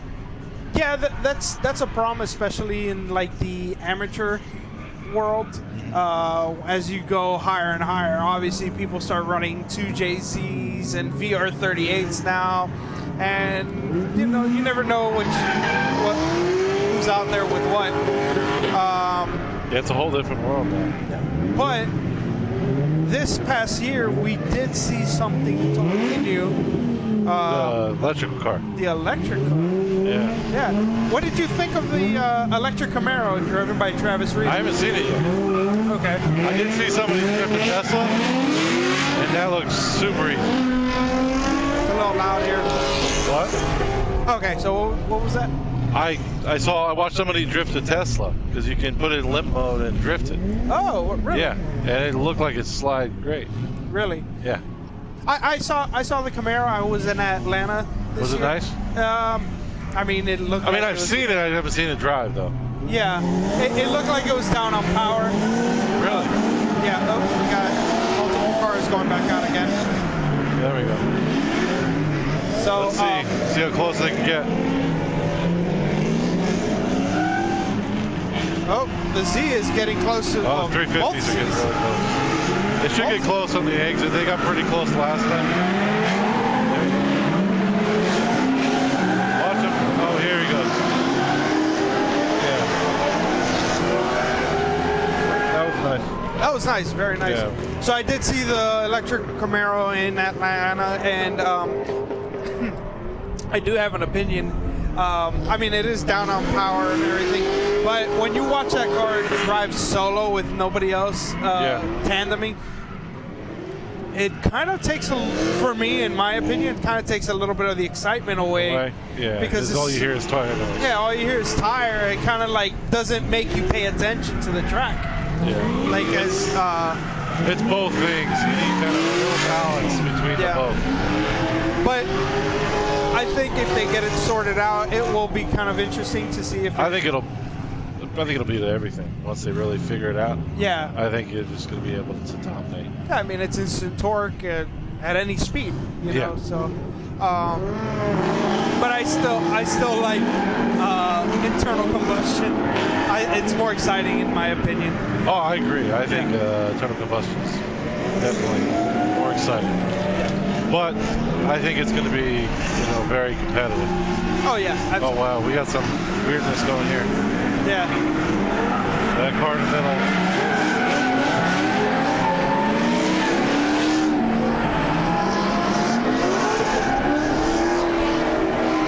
Well, he sorted it out. Yeah, it got it sorted. A little rough in the beginning, but figured it out. But as you can see, these guys are going out on track a lot. So that's one of the great things of coming to these events is the amount of seat time that they're getting. Back when we were driving, we did it. If we got 15 runs, we had a good day. Yeah, I think it was about 3 hours. Max run time was about 3 hours. Yeah, yeah, and I mean, for the whole entire event, Yeah. It was pretty rough back in the day. And we would limit the groups. We would not let them get past 10, which I think maybe slowed down a bit. Yeah, but obviously as time has gone on, we've gotten more experience on how to run events.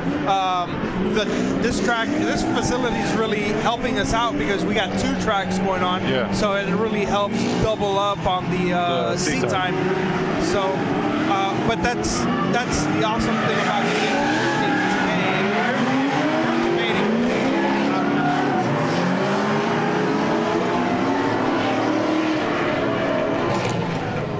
But that's the great thing about today is that the opportunities that are presented to you in drifting are much better than they used to be, in the sense that you can go to events and rent cars, and if you do have your own car, you're going to have a lot of seat time. You're going to get really good real quick in comparison to how it was before. If you don't overbuild and you don't, just wait to get the perfect car. Right. You just kind of go out there and just get as much seat time as you possibly can. Yeah, so you have a lot more opportunities now. And I think that's the key.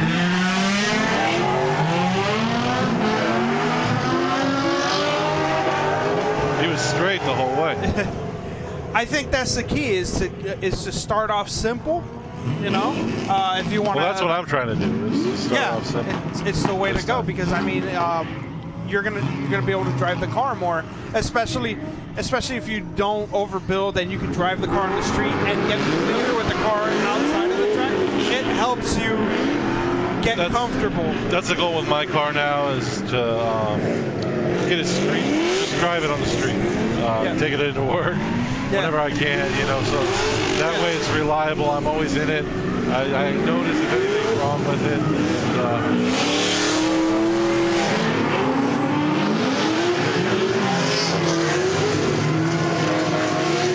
That was a good run. That was a good run. 3 Z's in the lead. That lead car is loud, very loud. If you're not here at the track, well, it's a 350Z. Yeah, but it's a V8 350Z, which is crazy. Oh, really? What is it got? I'm pretty sure it's an LS, but you can hear it. It's a V8. I mean, it hits you in the chest. Oh, hey, there's Nick. Oh yeah. Nick's in the back there. Yeah, there's Nick.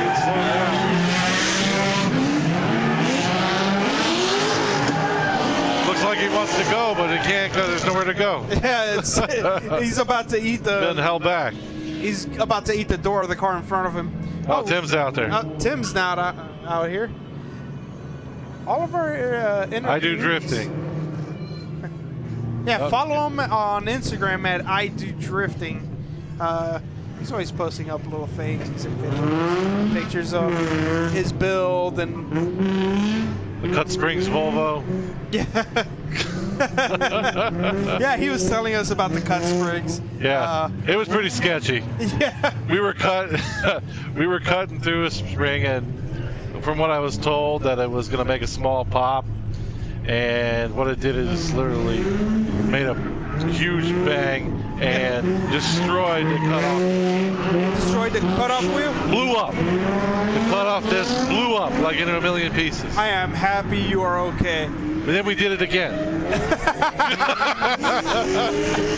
And it blew up again. And we got that one side done, and we went to the passenger side, did the same thing, blew up again. One more time, blew up, and then we got it done. I didn't get hurt. I can do it again. We figured we'd test the chances on that one. We're going to keep going until somebody loses an eye. We used as much protection as we possibly. I hope so. I really hope so.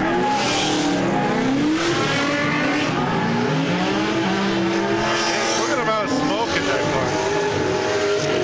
car. I mean, it's billowing out of the window. Yeah. It's a serious smoke. Wow, this car's quiet. What the hell? Oh, it's his car. You can't even hear it. Oh, that was something I commented on. I used to not like the exhaust note that. He said he's having trouble getting used to the welded diff. I got him to use an LSD in the E30. Yeah. Because he was having so much trouble with the welded diff. And said with this, with the LSD, if you let off the gas, it starts to straight. You let off the gas with this one, and it still stays locked. Yeah. So he's having trouble learning that. Yeah. And really getting used to that. I think there's you have to use a little more finesse on a car that has a welded. People are used to them now, but we were using LSDs for a long time. I've been using LSDs the whole time. And first time I drove a welded diff, it was so loose and so. Yeah, that's what I'm saying. Yeah. It doesn't feel like you can control it. Yeah. Oh, look at it. Here we go. We got six cars at it again. Well, this looks dangerous. It does. Looks like somebody's gonna crash.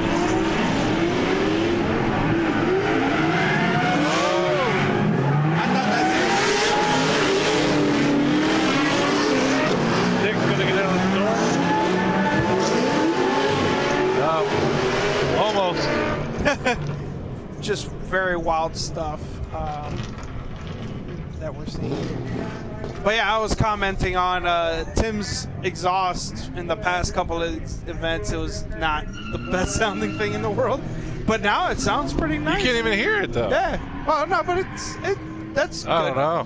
I think that's good because if it sounds bad, I don't want to hear it. I don't know. No, but it does sound good. It sounds better than a lot of 350Cs. Oh yeah, very mellow. Here's a car, an E46.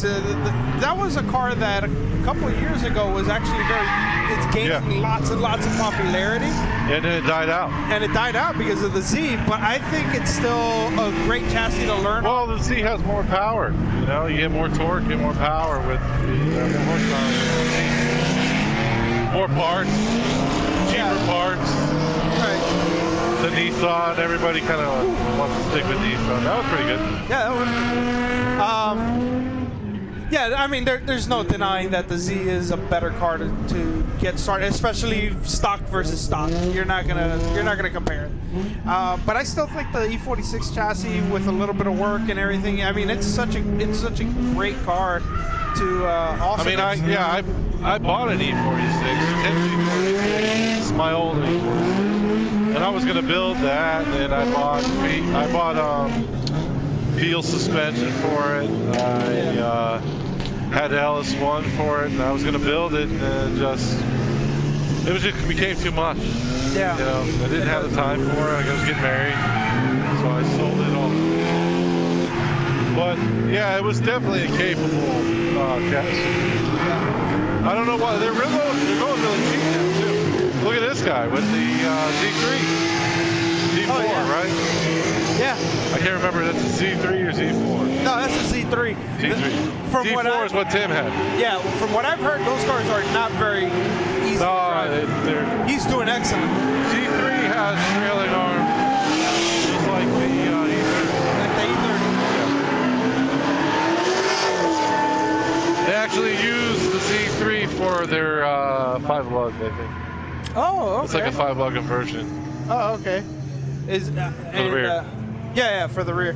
Now, I mean, how would you combat that semi-trailing arm problems? I mean, that's the same problem we have with the E30 is that it's semi-trailing arms. So you get weird, like when you start to lower it and you drift it, the alignment in the rear end is all wacky. It's like the RX-7s have the same problem. Yeah. They modify their trailing arms so that way they don't have so many issues. Okay. Is there maybe another like cheap fix, maybe running like a stiffer spring or something so there's not so much suspension movement? My car, my E30 when I had it, it slid a lot better when it was higher. Yeah. So staying in the stock, maybe just a little bit lower ride height. So your steering geometry also screwed up. Okay. And slamming it on the ground was where it made it harder to slide. Right. Because when I just had sway bars and upgraded struts, that thing slid really easy. Yeah. But as soon as I slammed it to the ground I got good coilovers too. Yeah. But as soon as I slammed the ground on that, it was a lot harder to slide. All right. Well, tips for those that have any cars with semi-trailing arms: don't lower it. I don't know what the RX-7's got. I know they do something to it. I don't know what they do, but I know they do something to it. Yeah, because if you look at like the old school T1 videos, Haraguchi, his car was slammed to the ground, and he was doing pretty good. Yeah. You know. But that was back when they used to. I mean, a lot of the drifting back then, it was kind of like they were on ice. Yeah. There was no grip. Yeah, there was no grip. It was totally different. Now even these guys are driving with more grip than those guys were. Yeah, it's pretty crazy how far we've come It's a different style. Like you go back and watch videos of like Esty and his SRT. Yes. That thing was slammed to the ground. Yeah. Oh, here it is, Tim. Yep, there goes Tim. Going against the Pizza Hut delivery car. Oh, he couldn't catch the pizza. I was telling him to keep it a little straighter here, not try to get some change. Sounds like we're gonna get a loud car coming. Oh yeah. That's a loud boy.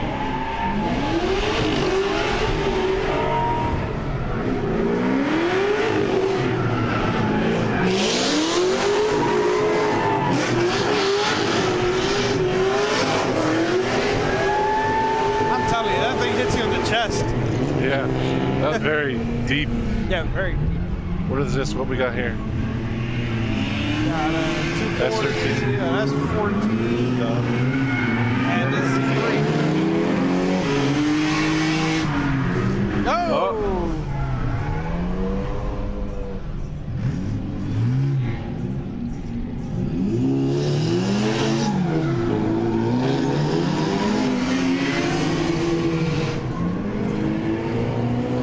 I wish we saw a little bit more variation though. Yeah, it's I mean, I understand everybody wants to see time, and I guess just too many 350s. I have to agree, and I mean, rightfully so. I mean, it's a great platform right off the bat. But I remember when we first started getting into this, there was a lot of different cars. Yeah. Back in 2004, I remember seeing cars like Porsche 944, IROC Z, Camaros, like, you know, things that people wouldn't try out today because they know it doesn't work as well. I'm gonna get Ben back on the. Is there? Okay. We're gonna get Ben back on the mic here. We can still watch some tandem action. I feel a lot of. Well, there's a lot of people here. Okay. I'm back. Welcome back, Ben. Are you ready to interview some more people? What's going on here? Okay, good. Yay, we got some more people coming up. Sweet. Okay. All right. Let's get you set up over here. Yeah. Okay. Let's see. Hang on. This mic is this one. Get over here. Want me to get in there? Get over there. We got 2 mics. Way more qualified. All right, guys. There we go. Okay. Okay. Squeeze in a little more so we can get you in the shot. Oh, okay. Good. Yeah, come on over. It's a little tight. No worries. All right. 4 people. But we can all make it fit. All right. 4 people in 1 camera. Cool. So, why don't we start? Sir, go ahead and introduce yourself. How you doing? I'm Cricket. I work for Drift HQ. I do fabrication for them. And you, sir? My name's Kyle Bonnell. I also do some fabrication all over the board, just wrenching and fab. So. Awesome, awesome. And you're also with Drift HQ? Yes, sir. Awesome. Your shop, it didn't start too long ago, 4 or 5 years ago? It's about 5.5 years ago, almost 6 years ago now. Okay. You guys have grown very quickly. Yeah, pretty fast, actually. It's really been a cool experience. Yeah. It's really been a cool experience. It's awesome. It's awesome. I mean, well, hey, on loud cars. Okay. So, geez, the cars don't stop, do they? Yes! That's what I'm talking about. That V3. That's what we like to see. Yeah. That is awesome. I've been commenting on how those cars aren't Oh my God. drive, and he's killing it. And he's got an LS in it, too. That's an LS? Like an LS in it. Yep. It sounds like a straight 6. Wow. Shit. I don't know. He was pushing that. Nah, he was ripping. Okay. All right. I'm guessing. I haven't seen under the hood, but. Yeah. Okay. It sounds like a straight 6 from up here. Maybe we're wrong. But anyway, tell us, how did Drift HQ get started? We actually started as a shop that was selling like used parts off of cars, and we started doing cages and stuff, but it really just started as a drift community in Fort Myers. Okay. There was a lot of guys that didn't have a shop to work on their cars, you know, to get them ready for going to the track or going to events. So Duarte and Savio opened up Drift HQ. Okay. And they had 6 bays when they first started. It allowed for people in the community to come over, rent a bay, rent tools, you know, just to have a place for them to work on their car. And it grew from there.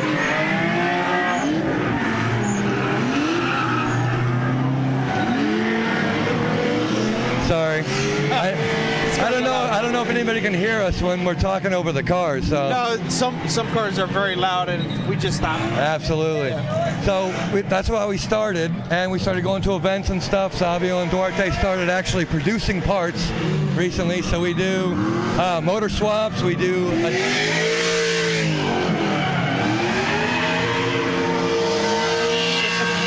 All the ponies. LS to All death. the ponies. LS to death. Yeah. You gotta, you know, stop and give thanks to the LS. So yeah, we started like that, and then eventually started making parts. So we make adapter plates, we make hydros, a lot of CNC stuff that we've been coming out with just recently. So, and we also have a Pro 2 team, you know, for FD, which is really cool. Yeah, that's been a fun experience to go through. Yeah, speaking of that, I mean, for a shop that started about 5.5 years ago, already stepping into Pro 2, that's pretty significant. I mean, it's really cool. Well, we actually started in Pro 2 3 years ago. Really? Yeah, we sponsored fellow Ambrivio. Oh, okay. Awesome guy. Yeah, hell of a driver. Yeah. You know, but we weren't built up enough to be, you know, to be able to do all the events and stuff. We were working on the car, trying to make it solid. So this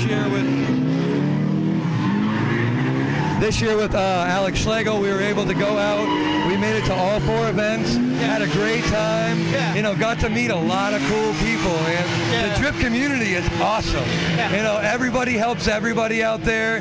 You know, we're always grilling, cooking burgers, dogs. People come over with sides, and we just have like a big barbecue. Yeah, I went over in Atlanta, and you guys were grilling. Yeah. It was awesome. Yeah. You know, you see smoke coming from our trailer and me with a cowboy hat on, you know what's going down. well, I'm gonna have to find you at the next Pro 2. Follow the smell. Yeah. You'll see it. Yeah, so I was gonna say, yeah, I've known Alex for a long time. We play Forza together. And I finally got to meet him in person. He plays Forza in his race trailer. Yeah. He literally has the coolest trailer you'd ever see. You go inside, the whole thing's insulated, right? Yeah. It has an AC unit in it, lights, like mood lighting. He can change it, like disco style. He's got his pictures of his car on the wall, you know, and then he has a full-size couch in the front of it, a big screen TV with Xbox and Forza on it, with the steering wheel, everything on it, ready to go. Yeah. So even when he ain't driving, he's driving. You know, so it's really, really exciting for us. That's awesome. You know, That's awesome. It's a cool thing to bring but usually for FD, you know, we only bring the big trailer. He doesn't bring that one along. So it's only the private events or the, you know, smaller events that we get to have his cool little trailer to, you know, just go in there and relax and, you know, get out of the sun, because I mean it's hot on the track. FD in Texas, actually St. Louis was worse. St. Louis was about 143 degrees on the track. The pavement temperature was 143. Wow. So I wonder how the tires would last. They grip. It's a lot of grip. Yeah. So in Texas, the pros were running right around 65 pounds. It was a lot. It was a lot of pressure. Yeah, and everybody usually runs 20 to 22, 25. Yeah. You know, depending on your setup, obviously. Yeah. You know. Wow, that's pretty crazy. But it was just so sticky, you know, that they were gripping. And St. Louis was an awesome track. I love the tires. Yeah. I love the wall. Everybody got eaten up. Yeah. Almost nobody survived. Yeah. It was cool. Well, let me ask you. I did notice that. I see you, baby. Yeah. You dripping that ass.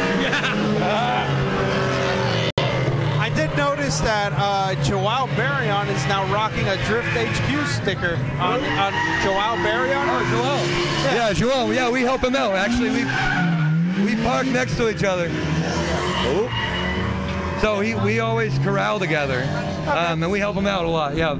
Okay. Duarte and Savio know them. They're all from Brazil, so they go down and they hang out with them, and Okay. They did Super Drift down there this year. Duarte went down there and did the videos with Super Drift.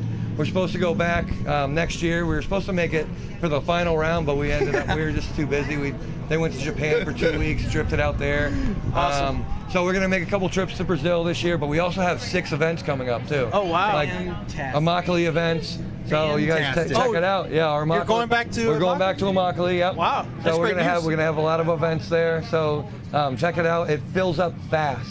Yeah. I think our last event lasted 2 minutes online for pre-registration, and it sold out 125. Sheesh. Yeah. Instantly. It broke the website twice. So people were like, "What's going on?" Yeah. We can't help the bandwidth, Too many people were on it. So, what's next for Drift HQ? Well, take over the world. Take over the world. I like the sounds of that. Yeah. No, we're working on a few things. We got a few things in the, coming up in 2020. Some big moves that we've been looking at and eyeballing for a long time. We've some production stuff. Yep.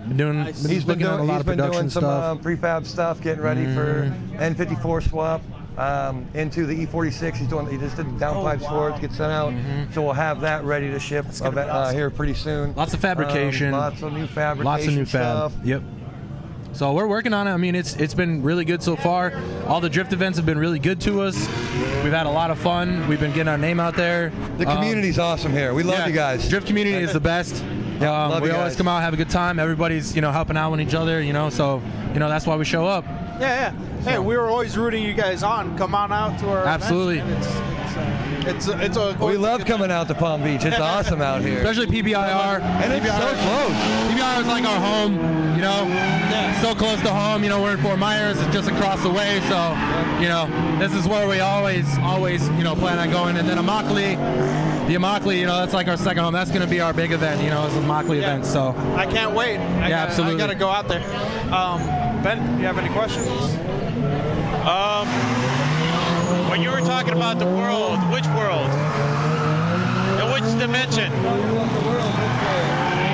Well, especially the drift world, we're trying to go big. I mean, why not go worldwide? You know what I mean? The goal is to we already be ship global. worldwide. I know that's what I'm saying, but even more worldwide. More but why just the drift world? We want to be the top culinary world. because drifting is what we do. Drifting is what we know. Drifting is what we do, and that's what we're good at. So that's what we're going to stay focused at right now.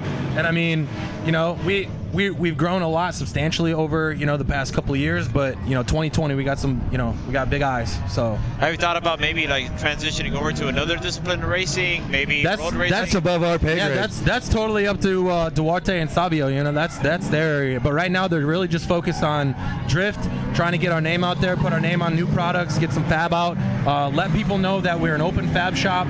That we're not here to mess around. We do some serious stuff. Awesome. So where can we find you guys? Social media, internet? Social media is drift.hq. You can find us on there. Facebook is just at drifthq, www.drifthq.com.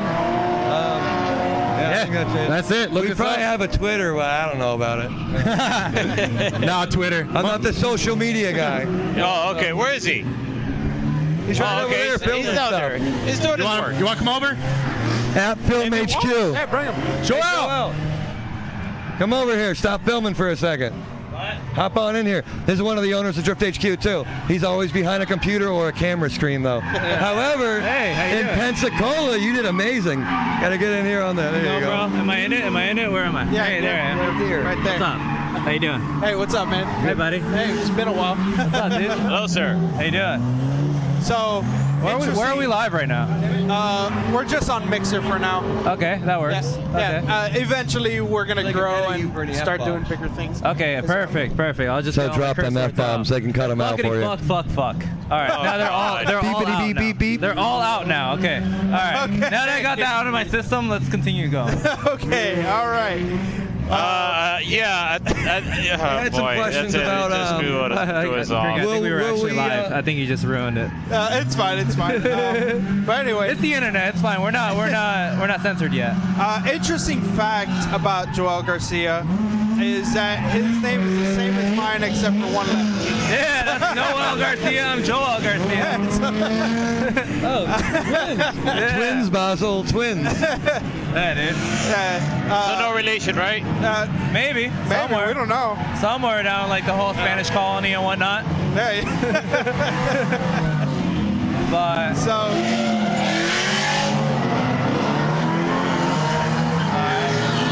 Very loud. Yeah. A lot of drifting happening. Can they see the drifting too or no? Yeah, we have it on screen right there. Ah, so we're just small in the corner right there. Yeah, okay. we're in the little corner. Okay. So You can't see how ugly we really are. This is great. Perfect, dude. Perfect. Mint. Perfect. Let me put this down. All right, so guys. you do like all the media, social media. I handle media, the website, sales. All the filming, all the cool ass videos you guys see. Yeah. Try to This keep the guy lights right on here. at night, you know. He does all the jobs except for driving. Oh no, he drives too. He To does. see him in Pensacola. I got some really cool chase videos with him. Okay. He was setting the tone for everybody, so we were all up in his cookies the whole time. I haven't seen him driving so long that I wasn't sure anymore. So Yeah, it's been a while. It's on the It's only Instagram been like page. 2 weeks. yeah. But it feels like it. I spent that whole event like from morning till around like sunset filming. Yeah. And then as soon as they were like open grid, I'm like, let's go. The first session, I kid you not, I hit the track about 25 times. It was hot laps. So I was there like going. He didn't get off until his tires were like. And then Savio came out of nowhere. I didn't even notice they were following me until I was like, wait, what is all that noise behind me? And I'm like, oh God, let me drive better. I'll show you the footage after the interview. It's really good. Wait, so you took over his role for a moment? For what? Oh, for filming? Yeah. Yeah, any event that he drives, I usually do it. So, he's usually too busy with his big camera, so I usually do all the Instagram stories. Yeah, stories. I do all the People stories. love and stories. stuff. They love watching those things. Yeah, that's awesome. So you guys recently went to Japan. Is that correct? Yeah, you Japan. went. That was like a couple months ago. He was supposed to go, but what happened? He had business. I had a buddy that got in a motorcycle accident and was in a coma, so I had to. Business and buddy. And it was like both, right? Yeah. Unfortunate what happened to your buddy, but then you went up, stayed up there and made some money. So. Oh yeah. Yeah. That was a good time. Yeah. So I mean, tell us about it. I mean, how was Japan? It was a completely life-changing experience. Yeah. Like their standard of living, their standard of cleanliness, everything is like tenfold compared to what we do over here. Like we are slobs. America are a bunch of slobs. Whether it's their cars, where they throw their trash, or how they treat their people. Like right now, I'm sorry, they're not doing so well. Like over there, it was probably it was a fresher breath there. Very courteous country. Yeah. Everything was awesome over there. And like how you see here, you see multicolored cars and all that. You don't see that over there. Every car looked like it was straight out of a car show. I was mind blown. It was the only cars that looked messed up were the Ibisu cars because that's what they do. They smash stuff. Yeah. So that was literally it. And then driving there, oh my God. The first day I was like, okay, right-hand drive didn't really faze me too much. And like everybody else got super accustomed to it super quick, but it was just a super stock car, stock seat, stock e-brake. Okay, you can hear me. Film guy. Yeah, it works. You're good. Yeah. Yes, super stock car, stock e-brake, stock seat. You're fumbling around. It was a crazy experience. Yeah. But the stock 1JZ and the JZX like won our hearts. Like everybody loved that car. And then we also had an R34 with the RB20. Yeah. And dude, those cars are the best two cars we could have possibly driven there. They were both super stock, minimal angle mods. I take that back. JZX had crazy angle. It was like that. But it was the weirdest, like, they cut knuckles and did all, backyard stuff. But, dude, the tracks out there and the safety standards are a little weird. Yeah. They're a little reckless out there. I literally saw a car flip in front of me. Like, I'm there taking pictures and running away as it's happening. Attaboy. You see that BMW kicking that. It was definitely insane. Yeah. We gotta pause for the At cuts. least a terabyte of footage that's supposed to come out maybe the beginning of next year. Okay. Awesome. Well, we can't wait to see that. Kyle, are you 10 of 10 rock hard right now that there's a Toyota pickup truck? That's what I'm talking about, baby. This is My God, you're a tripod. little by little becoming a rated M for mature. That was awesome. Excited. That was awesome. All right, so we have our next guest coming up. Any final words, guys? Shake and bake. Yeah. Okay. All right. Yeah, just And I need another beer. follow us on Instagram, YouTube, all the stuff, Twitter, Facebook. No, do it again though. Awesome. All right. Thank you for coming by. Well, that was we have a interesting. little more space. Yeah. That was very interesting. Yes, indeed. Interesting choice of words. Yeah. Yeah. Oh. Hey, how's it going? Hello, sir. How you doing? Welcome. How you guys doing, man? I'm gonna sit in this chair. That would be yours. Okay. Okay. So, Mic check 1 2. Yeah. Perfect. All right. So go ahead and introduce yourself. My name is Jason, and I have the Gashi Mart store on the side of the track. We sell everything Japanese related. It's a Japanese culture store. Cool. So we have snacks, candies, hats, apparel, flags, a lot of cool stuff over there. That's awesome. Yeah, okay. man. And I would assume that this is not the first time at a drift event. Oh, not at all. Not at all. We've been to mostly all. Yep, that's the shop right there. There it is. All the snacks, treats, and all that good stuff. But yeah, man, we've been with Chris all year. We started this year actually, but we go to mostly every event that Chris has. He brings a great crowd out, so we support and come out. But we go to mostly all car events, car shows, drift shows, anything car related, especially Japanese. We're there. That's awesome. How did the idea get started of just doing a Japanese style thing? Well, we import cars from Japan, Nostalgic Auto Sports, and we kind of wanted to bring something to the events instead of just posting a car and just standing up. So we try to bring some culture, and that's where the Gashi Mart kind of started to promote the business. So we bring a car from Japan to your door 2 months, and listen to wonderful V8s at the same time. But yeah, so just bringing the culture with the cars, and that's what we do pretty much. Yeah. Bridge that gap. Sorry, this one's very loud, so we have to kind of stop. A lot of ball eagles. Yeah. I think you should invest in hearing aids. I'm gonna have that. Yes. That's gonna be maybe a hot Japanese market in a couple of years. Bring them over from Japan. Cool. Yeah. It may be different. You never know. Your own customized JDM hearing aids. Yeah, man. Different colors, different shapes, different sizes. Lights, Yeah. That'd be pretty cool. So, being that you also import cars, what is the Japanese car that you sell or import the most, or the one that's mostly the most requested car? Skyline, of course. R32 is the most asked for a car, but lately we get a lot of inquiries about the JZX 100s. It's a beautiful car, a great platform. Yeah. So that's another one. But Supras, Mark IV Supras is Really? they just became legal not too long ago, so That's right. they're That's big, nice. big market for that. And it kind of, with the new Supra just came out, so it kind of, puts an eye on it too, because people want that old nostalgic, feel. And they want it from the motherland. Exactly. Right. That was my biggest thing, man. Getting the car from motherland. That's, Yeah. I just got Lorellan actually. That's going to be the car that we're going to build, the business car, to get on the track here and dance with the friends. C33. Yeah, C33. Yep.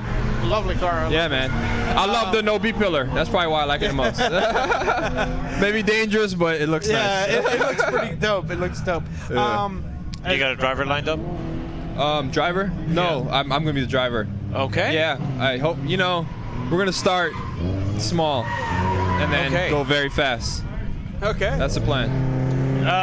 Just be careful. You don't want to go too crazy with the vehicle, and then you have perhaps you could argue it could be a higher learning curve just to get accustomed to it. Mm-hmm. But there's many different avenues to go about it. You could either get like a really properly set up car that's really crazy, really intense, and you could just really pick it up right fast. Yeah. Or it could be something where it's like too complicated and then it becomes a much harder experience for you to like learn from. Mm-hmm. And oftentimes it's sort of beneficial to you to start with a very basic vehicle. Mm-hmm. So that way you sort of learn the ropes, you learn the basics of it, and then you build up on it. But everybody's different. Everybody learns different.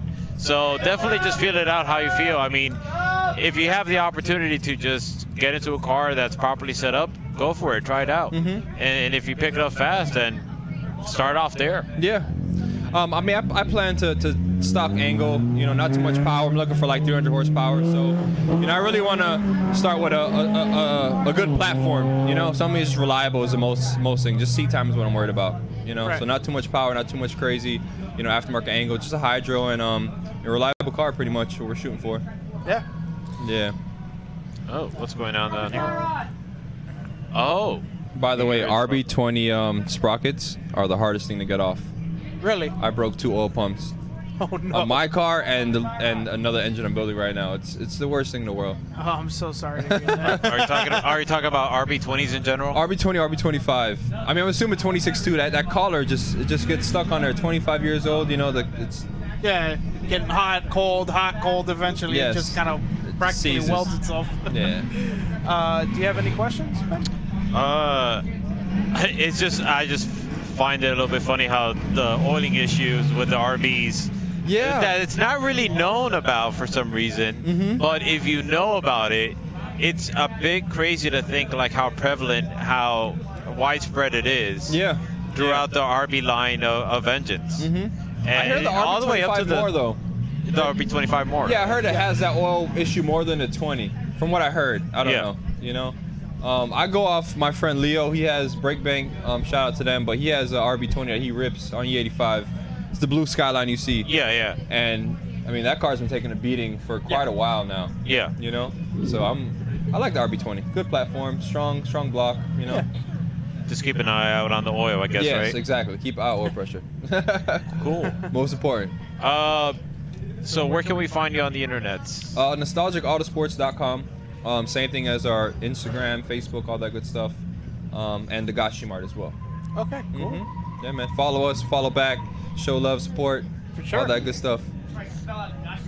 Yeah, the Gashi Mart is DAGASHIMART. The Gashi Mart.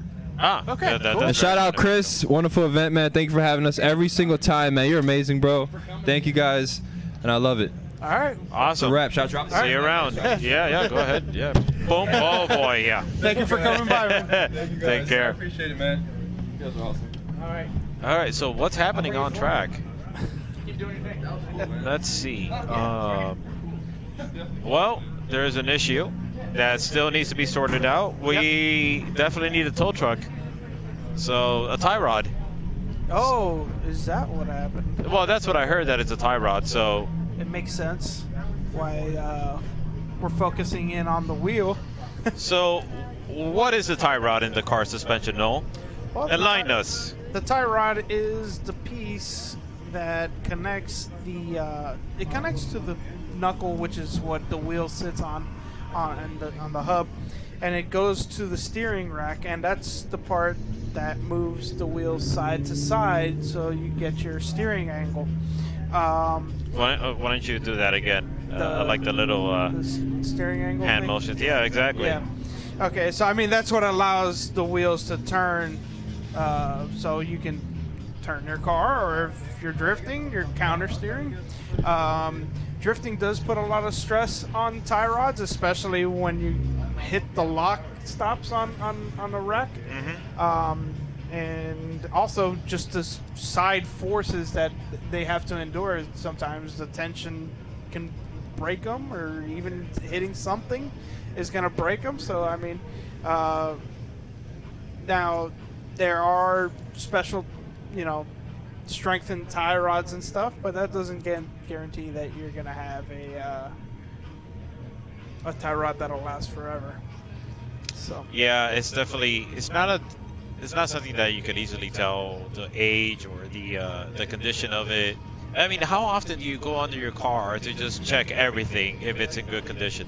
Well, not very often, but the tie rods, you can start telling when there's a little slop in the wheel, or just even going over bumps and stuff, you could feel something being loose. I mean, there could be other things. It could be other bushings or all kinds of other stuff going loose.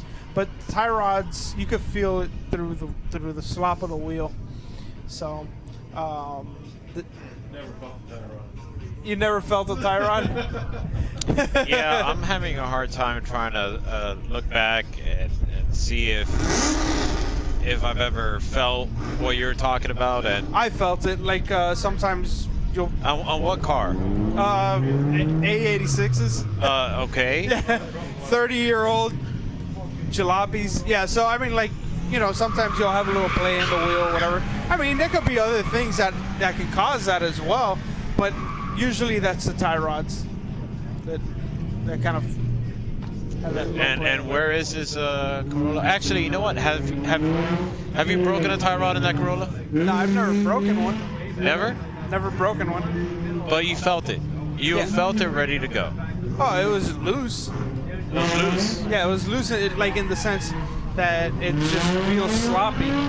Okay. It didn't bother to be like, well, it's okay. Yeah, it was fine. Right? That's your approach? Yeah, it was fine. Yeah. I was still able to drift the car, so, you know? You decided to really push the limits of the Toyota reliability. You wanted to see for yourself. I've always heard that they're bulletproof, so why not push it? Okay. Yeah. So, has any car out here that stood out to you? I mean, aside from the Mustangs. I know you're an avid follower, fan of Mustangs, particularly EcoBoosted Mustangs, which unfortunately there's none over here, so... Thank God. Anyway, any car that's really... I mean, there hasn't been a lot of cars that are very unique out here. There's been a lot of the common cars. Maybe I would say the BMW Z3. Okay, yeah, that's a good one. Yeah, that car is... it's very, very hard to see something like that. Where's he going? Understeer right off the track. But it's very rare to see a Z3 or any of those Z chassis cars or Z cars, BMW Z cars. Not the Nissan Z cars; those are everywhere. Yeah. But the BMW Z Roadsters and all that, it's very hard to see them out at a drift event. I mean, I know that Michael Essa had a Pro Drift Car Z4 and he did okay with it. Yeah, but he only did it 1 year, right? Like 1 or 2 years. 1 or 2 years, okay. Yeah, and I mean that has almost nothing to do with the Z4. Like, that car is like a total monster. So I mean, but to see a Z3 out here at a track, it's pretty neat, knowing that those cars aren't exactly the easiest things to drive, and the guy was killing it. So yeah, that's what caught my eye. Okay, so that caught my eye. Yeah. Wow. Yeah, I know Z's aren't exactly slow, but let's see if we can pull that up. You need to slow it down a little bit, buddy. Yeah. Well, okay. Well, that's the previous Z. There's one Z. What's that? Don't remember. Oh, the 300ZX. Yeah. Yeah, I think that's his old car. All right. Oh, here it comes. Here it comes. Obviously, it's going way offline, and boom. It was as if the car didn't want to transition, just wanted to understeer. And some of these cars, I mean, that was just bad. You could just tell he was going off like. Yeah, the car didn't want to transition. 2 car lengths away.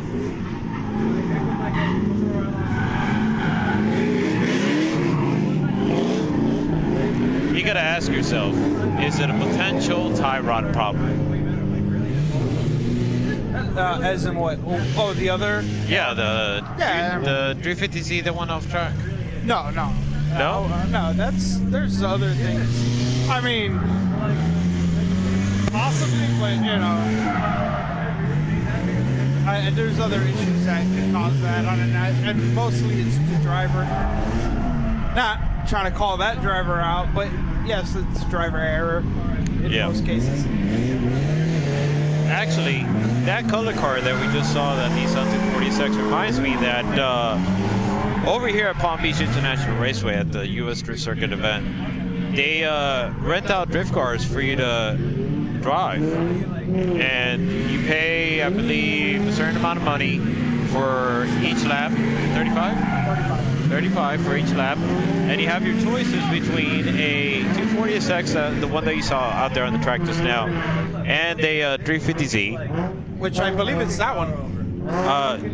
Is it? It might be. I don't know, maybe. Yeah, there's 2 people. Okay. Yeah, so they have these 350Zs available for you to drift with. And it's good. It's a good way to sort of test the water, to see how you feel about it, if you ever consider dabbling in the world of drifting. And or if you're a fan already about it, just come on out. You don't have to really go out of your way to spend $3,000 to $5,000 on getting a car, setting it up, and going out here to shred tires. You can just do that already. Now about this Mustang. Yeah. What do you see the problem with it? Do you think it's the engine? Do you think an EcoBoost engine will make a world of a difference in the performance and the handling of the vehicle? Well, the EcoBoost would help in that generation, considering that it has more power than the previous V6s or the old V6s. But no, I don't think it's the engine in that particular car. I think there are other issues with those older Mustangs, such as lack of steering angle is a big one. Also, you know, old sloppy suspension. You know, that doesn't help. And that's an odd way to describe it. It's the easiest and quickest way to describe it, I think. And then also, I believe that car still has an open diff. So there's a few things to work on with that car to make it easier or just better to drift.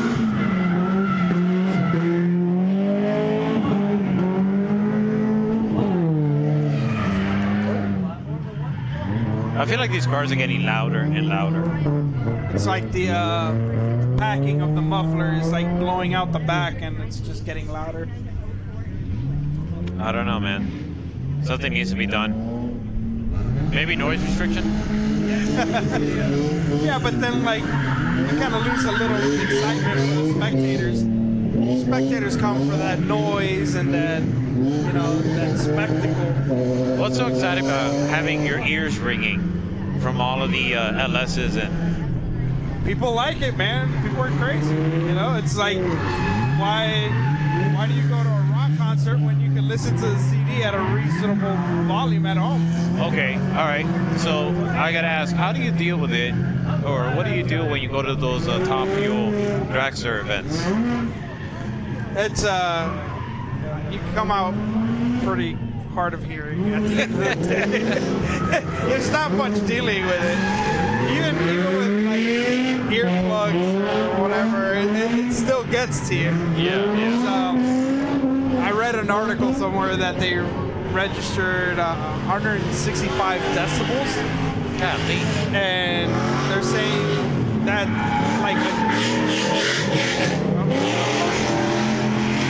they're saying that's louder than like a jet fighter or even an airliner taking off.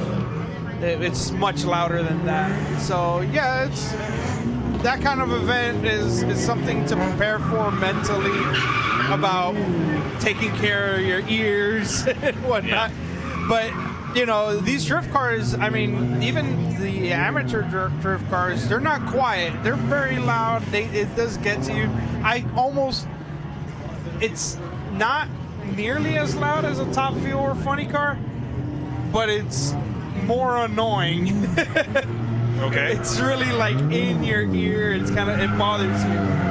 I guess because there's like so many combinations of other sounds, tires, engine, and other things going on, you know, that it kind of like, it's like too much information to process at once. But too much information. I say weird things. I'm just curious. Like, too much information. I mean, okay. Yeah. So. If only we had like a decibel meter. Yeah, just to see where they're at. I believe. Just to see like I think some of these cars will break about 110, 120. That's pretty loud, you know? Yeah, easily. Especially, oh, what's going to happen here? I can't imagine the,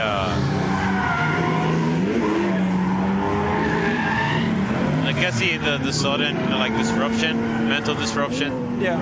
Or like, oh, okay, I'm attacking the corner, I'm doing this, I'm doing that, I'm doing this, and next thing you know, you're like, ah, there's a car in front. Yeah. Yeah, sometimes it's, I've never had to deal with that, but if I would think that I'm so focused on the course and getting around the course that maybe sometimes, you know, I might not see what's going on ahead of me. Although really, drifting, you should be looking ahead to the next corner always. So I don't think it should be a problem unless you're going really, really, really fast.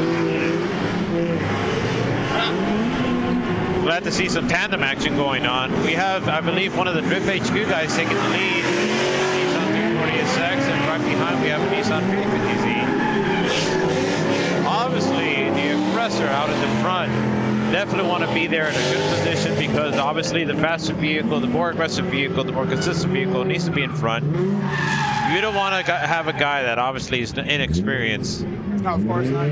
Because, I mean, you know, the more aggressive, more experienced driver is going to try to get close, you know, try to match your angle and all that. And if you make a mistake in front of him, he's going to eat your door or whatever.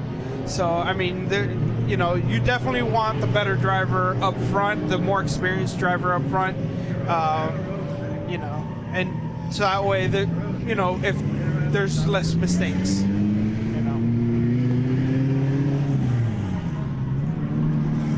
Not just mistakes, but less dangers. Yeah, well, I mean, the lead driver should be more consistent. So that way, it's, you know, there's less of a chance of something happening. Yeah. But how far do you go to follow the guy's line? I mean, it all depends. I mean, in an event like this, I mean, you know, there's no real designated line that you need to take. Yeah. Although there is a preferred line to be able to get around the turn. Oh. See, there was a case there where the lead car made a mistake and the chase car almost ran into him. You know what? Why don't we put on our judge's cap on and just start going over some of these runs like as if we're actually judging them in a competition. Sure. And let's see if we agree or disagree with some of these battles, I guess you could quote unquote battles. Yeah. And maybe we can make something out of it. Sure. Well, right now we're having a qualifying run, which looks like a 0. Yeah, there's no drifting going on. Obviously, the individual is, well, this is his practice lap. We'll do that. All right, lap. We'll be kind. This is a practice lap. There he goes. Nope. Okay, so we have another solo run, qualifying run, and that's a 0 automatically. Yeah, this is somebody renting the car. Sounds like it's in first gear, which should be in second. I thought that car was turbo. Yeah, right? It sounded NA. Oh, boy. All right, so we have this battle going on. Okay, so 350Zs. Looking good so far. Oh, lead car is... Oh, okay.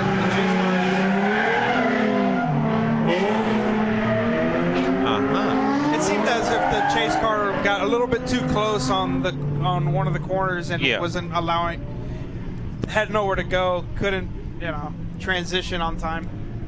So who would you give the advantage to that one? The lead car. The lead car, okay, yeah. I said the same thing. Obviously, he was more consistent. He didn't really fall off of the speed. He was trying to utilize the track to his advantage, and he sure did. Obviously, the guy in the back, the chase car, struggled in some areas to be able to keep up, and he made a big correction right there. What we're seeing on the track actually gives me an opportunity to pull this thing up. Shoot, I forgot about this.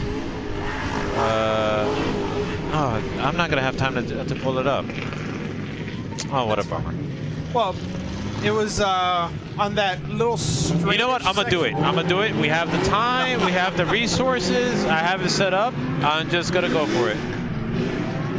Want to get some food? Let's see. Let's see. While the drifting action is taking place,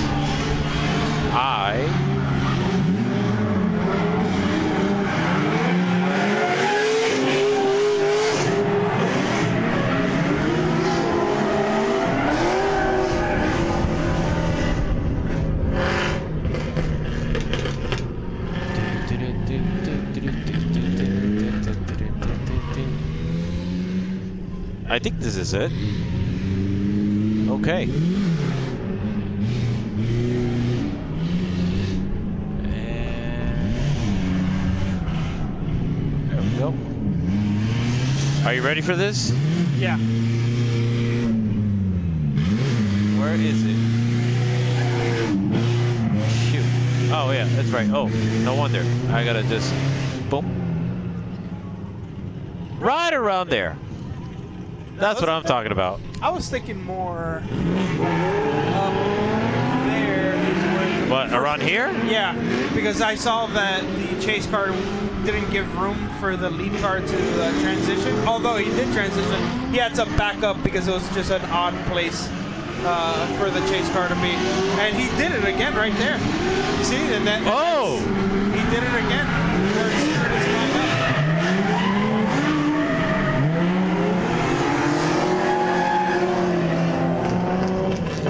We need to play that back. Yes, we did. Alright, let's see if we can get that. Alright. Well, obviously the action hasn't occurred just yet, but... Oh yeah, there they go. Okay, so...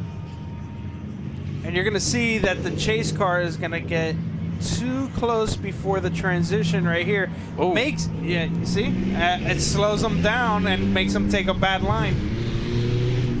If he were to hang back on that corner and given him the space, he would have had a better run. So the advantage? Lead car again. You know, we could also just judge this section. Yeah, that's fine. Yeah, just this section is fine enough to be able to judge and see exactly. Yeah, we don't need the whole track. No, definitely not. So, I mean, you got a good amount of turns right here. You have how many? 1, 2, 3. Well, 4 actually. Yeah, we could watch 4. 1, 2, 3, 4. Oh, we have another guest. Chris Jackson back at it again. Another one. Oh, that's fine. Okay. Okay. You want to jump in? All right. Hello, everybody again. Well, we're coming into an end on this track, so we only got about another 40 minutes, I believe, on this track. What? We got about another...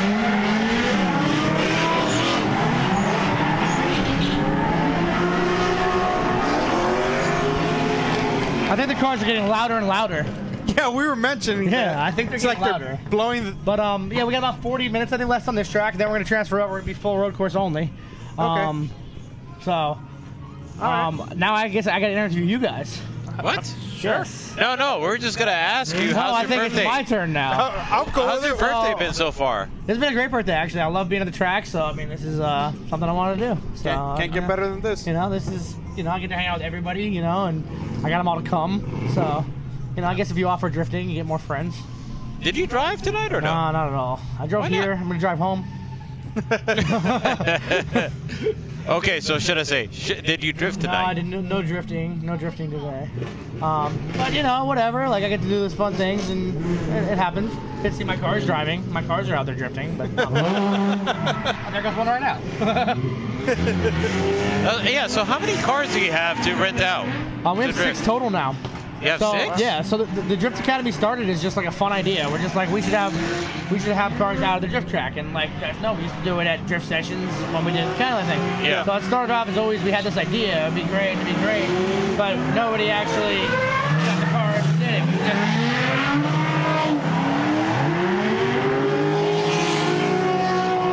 350Zs, you know? Yeah. So you know, we finally ended up like not using one of our own personal cars, and we ended up buying cars.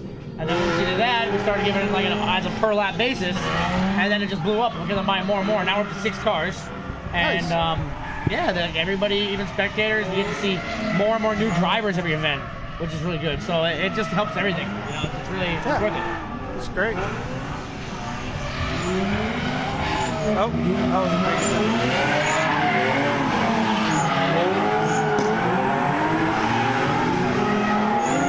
Have you guys done like Japanese commentary yet? What? No. Yes. Well, you want us to learn a new language? I know. It doesn't have to be good. Okay?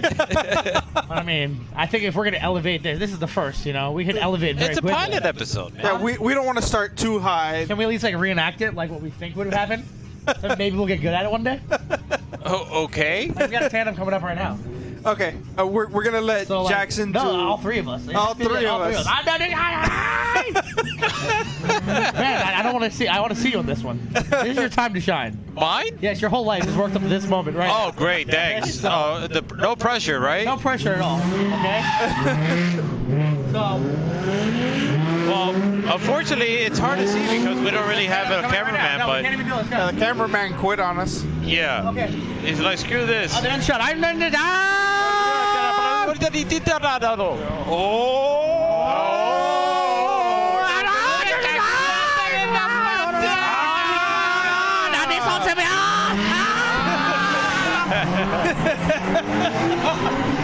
Okay. Well, we definitely left room for improvement, guys. Yeah, we blew somebody's speaker, that's for sure. We started with the bar real low. We're gonna keep it there, and we're gonna raise it. Okay, so I we'll guess. try this again next episode. Yeah, we're gonna raise it a little bit because we gotta keep doing episodes. Nissan Skyline. You can see it there too if you want. Yeah. Oh, I can watch right here. Yeah. Oh, okay. I mean, it helps. Okay, it does help. Yeah. Okay, so interview time. How did you guys think this first live event went? I thought it went great. I mean, considering that we weren't. Well, he prepared everything. Let's be real. Yes, Ben is the mastermind behind this whole setup. Yeah. If you could see, I will post it on the Instagram later. This is a whole setup. When I thought, so Ben called me. I'm like, I thought he was just gonna put a camera out there and let it run. You guys are just gonna watch whatever. You know, you guys are just gonna see whatever's going on. Then he's like, no, we got a table where we're setting it up, and like, oh, so like we're doing this to the extreme. And I'm like, well, he's like, don't ask any questions. I got this. I think exactly. Like, is that wrong? No, you're right on the ball. Okay, so yeah, so this I believe this is crazy. Hang on. So Ben, how do you? What's your thoughts on this? Does this live up to your expectations? Oh, it definitely did. Like he was going to mention, my biggest worry was just the weather conditions. Like the past 2 or 3 days, it's just been nonstop, like crazy wind gusts, rain on and off, and I'm just like, what the heck is going to happen? I don't even know. I haven't even been on this side of the track so often to know exactly what to really expect. There was just so many concerns running through my mind that I was like, whatever happens, I'll just try to make the most of it. And then I just showed up and I'm just like, I think this is going to work. And I just went, screw it. Let's just set everything up and see how it goes. And so far, it's been great. I mean, it's definitely I expected. I thought we were just going to go towards the second floor because there's a second floor of this tower, and it's just definitely not the best and ideal conditions for recording all of this. And because ideally, this is where I wanted to be, and the fact that it worked out, I mean, I don't know. It's just the stars aligned. Yes, this is great. Definitely all our viewers, you know, if you guys want to recommend topics and stuff for our next show. Yeah, this is the pilot, kind of like testing the waters. What it's but definitely let us know what you guys want to see, and we can definitely, you know, adjust and get it to be, you know, more. Because I'm sure everybody out there has a lot of questions. Because did you guys introduce yourselves properly? With all the drifting experience we have here at this table right now in South Florida history. Yeah. I believe that the viewers. I mean, properly, I don't think so. Okay. Well, I mean, but I just felt like not making this so much about us and more about really exposing what's going on out here.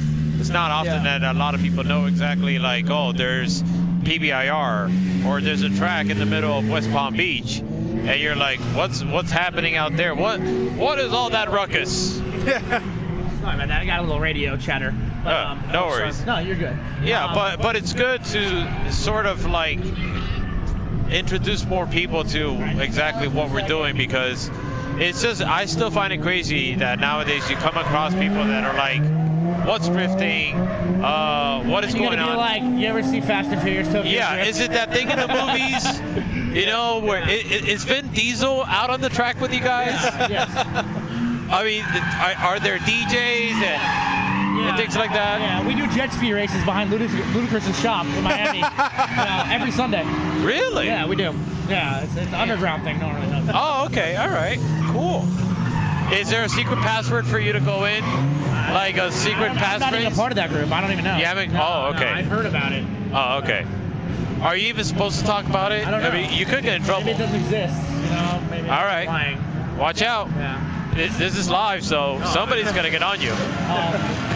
Yeah. Let me think. What kind of? Noel seems to be quiet here.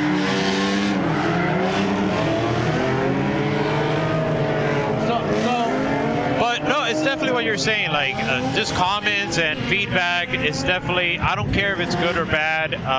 In some ways, it's better if it's like more bad, so that way then I know exactly what to improve upon. I have a quick question. Is this going to be like a 6-hour broadcast when we put it up? Because we went on a little bit longer than we expected. Yeah, we're almost at 3 hours. Okay, so this is a 3-hour broadcast. Yeah, the next one's going to be shorter. We'll shorten it up. I mean, it all depends. Yeah, it all depends. I mean, because it really helped us out with all the people you brought over, so it really just kept it, kept it going. Yeah. And like, because originally, like he mentioned, we were just gonna go for like an hour and a half or something like that. But maybe we could do like some jump to links, like interview with this person, jump to this time or something. But timestamps. Yeah, we can do that. We got a whole train coming over. Look at this. Oh, jeez. There's 6 of them.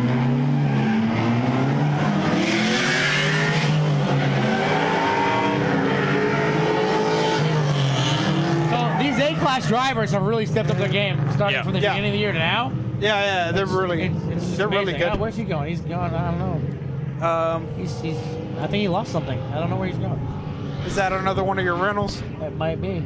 Oh man. Oh, he's trying really hard. So I guess he just can't find reverse. There we go. Oh, there it goes. Some movement. He'll hit a couple more, then he'll start again. There we go. The problem is it's hard to tell because he has his lights off. Yeah, I don't know why they don't turn the lights on.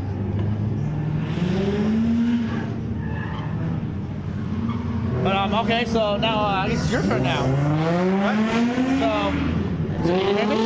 A little bit. A little bit. Okay, so I guess we'll wait after this train. Well, I'll give you the question now, then you can talk about it. Okay. So you're a South Floridian. Yeah. You moved away for a long time. Yeah. Back in South Florida. Yeah, I just go back and forth a bunch. A bunch. I have nothing holding me down.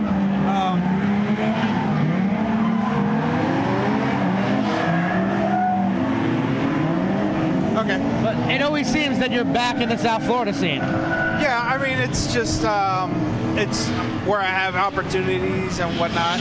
And I mean, every time I move away, I miss this. I miss drifting, and I miss just hanging around with my friends, talking about car stuff. And I've always wanted to be here. This is my favorite thing to do, is come out to these events. And he started with a Corolla. Yeah. Which was... Yeah, I've had... hard to stay passionate, when people now make literally like more than 12, 14 times before your car starts. Yeah, I wish I could still own Corollas. They're not very feasible anymore. And then the cost effectiveness of it is sorry, I keep stepping on your foot. I'm trying to get comfortable. He's trying to play footsie with me. You guys can't see it, but under the table. Yeah, it's extra special birthday present. It's a little warm down here. I think we have a little action over there. So, we have more guests. Awesome. And our cameraman came back. Hooray! All right, we got camera movement now. So yeah, Corollas aren't feasible, not cost effective anymore.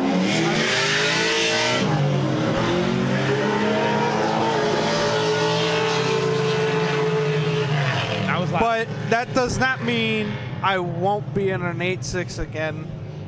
That's coming soon. That is coming soon. That is coming That's confidence soon. right there. Within the next year. He's working on it. Okay. He just can't. He can't make up his mind on when. It's just the same way how he can't make up his mind on where to stay at. Yeah. Yeah. Okay. Yeah. Hopefully when it happens, I'll still be here in Florida. But yeah, I'll definitely be. Any birthday wishes? No. I just thank everybody for coming out like always. I like that we had a successful live streaming. This is good. I love it. So, awesome. I'm gonna go back and everybody's been blowing my ear up because I'm on a different one than them. I'm actually on a Kentucky. So yeah, I'm gonna get back to work. And you guys just go on with the show. Let the show go on, right? Yeah. We got it. Show must go on, yes. Show must go on. All right. Thank you, guys. Thank you. Thank you, sir. Yes, sir.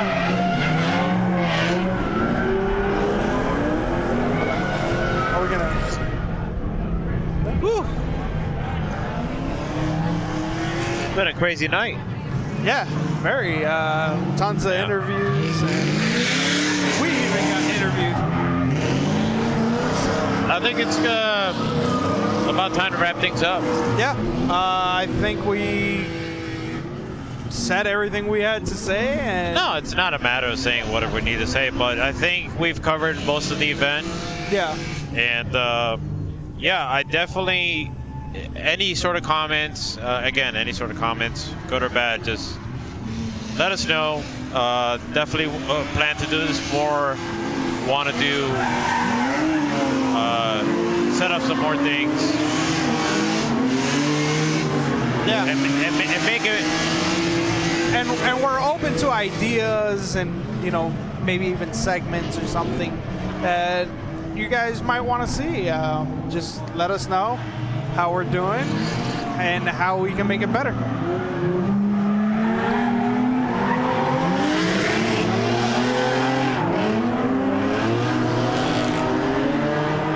Then, well, thank you guys for watching. We appreciate the views, appreciate you guys tuning in, and we'll hope to see you guys next time. Goodbye.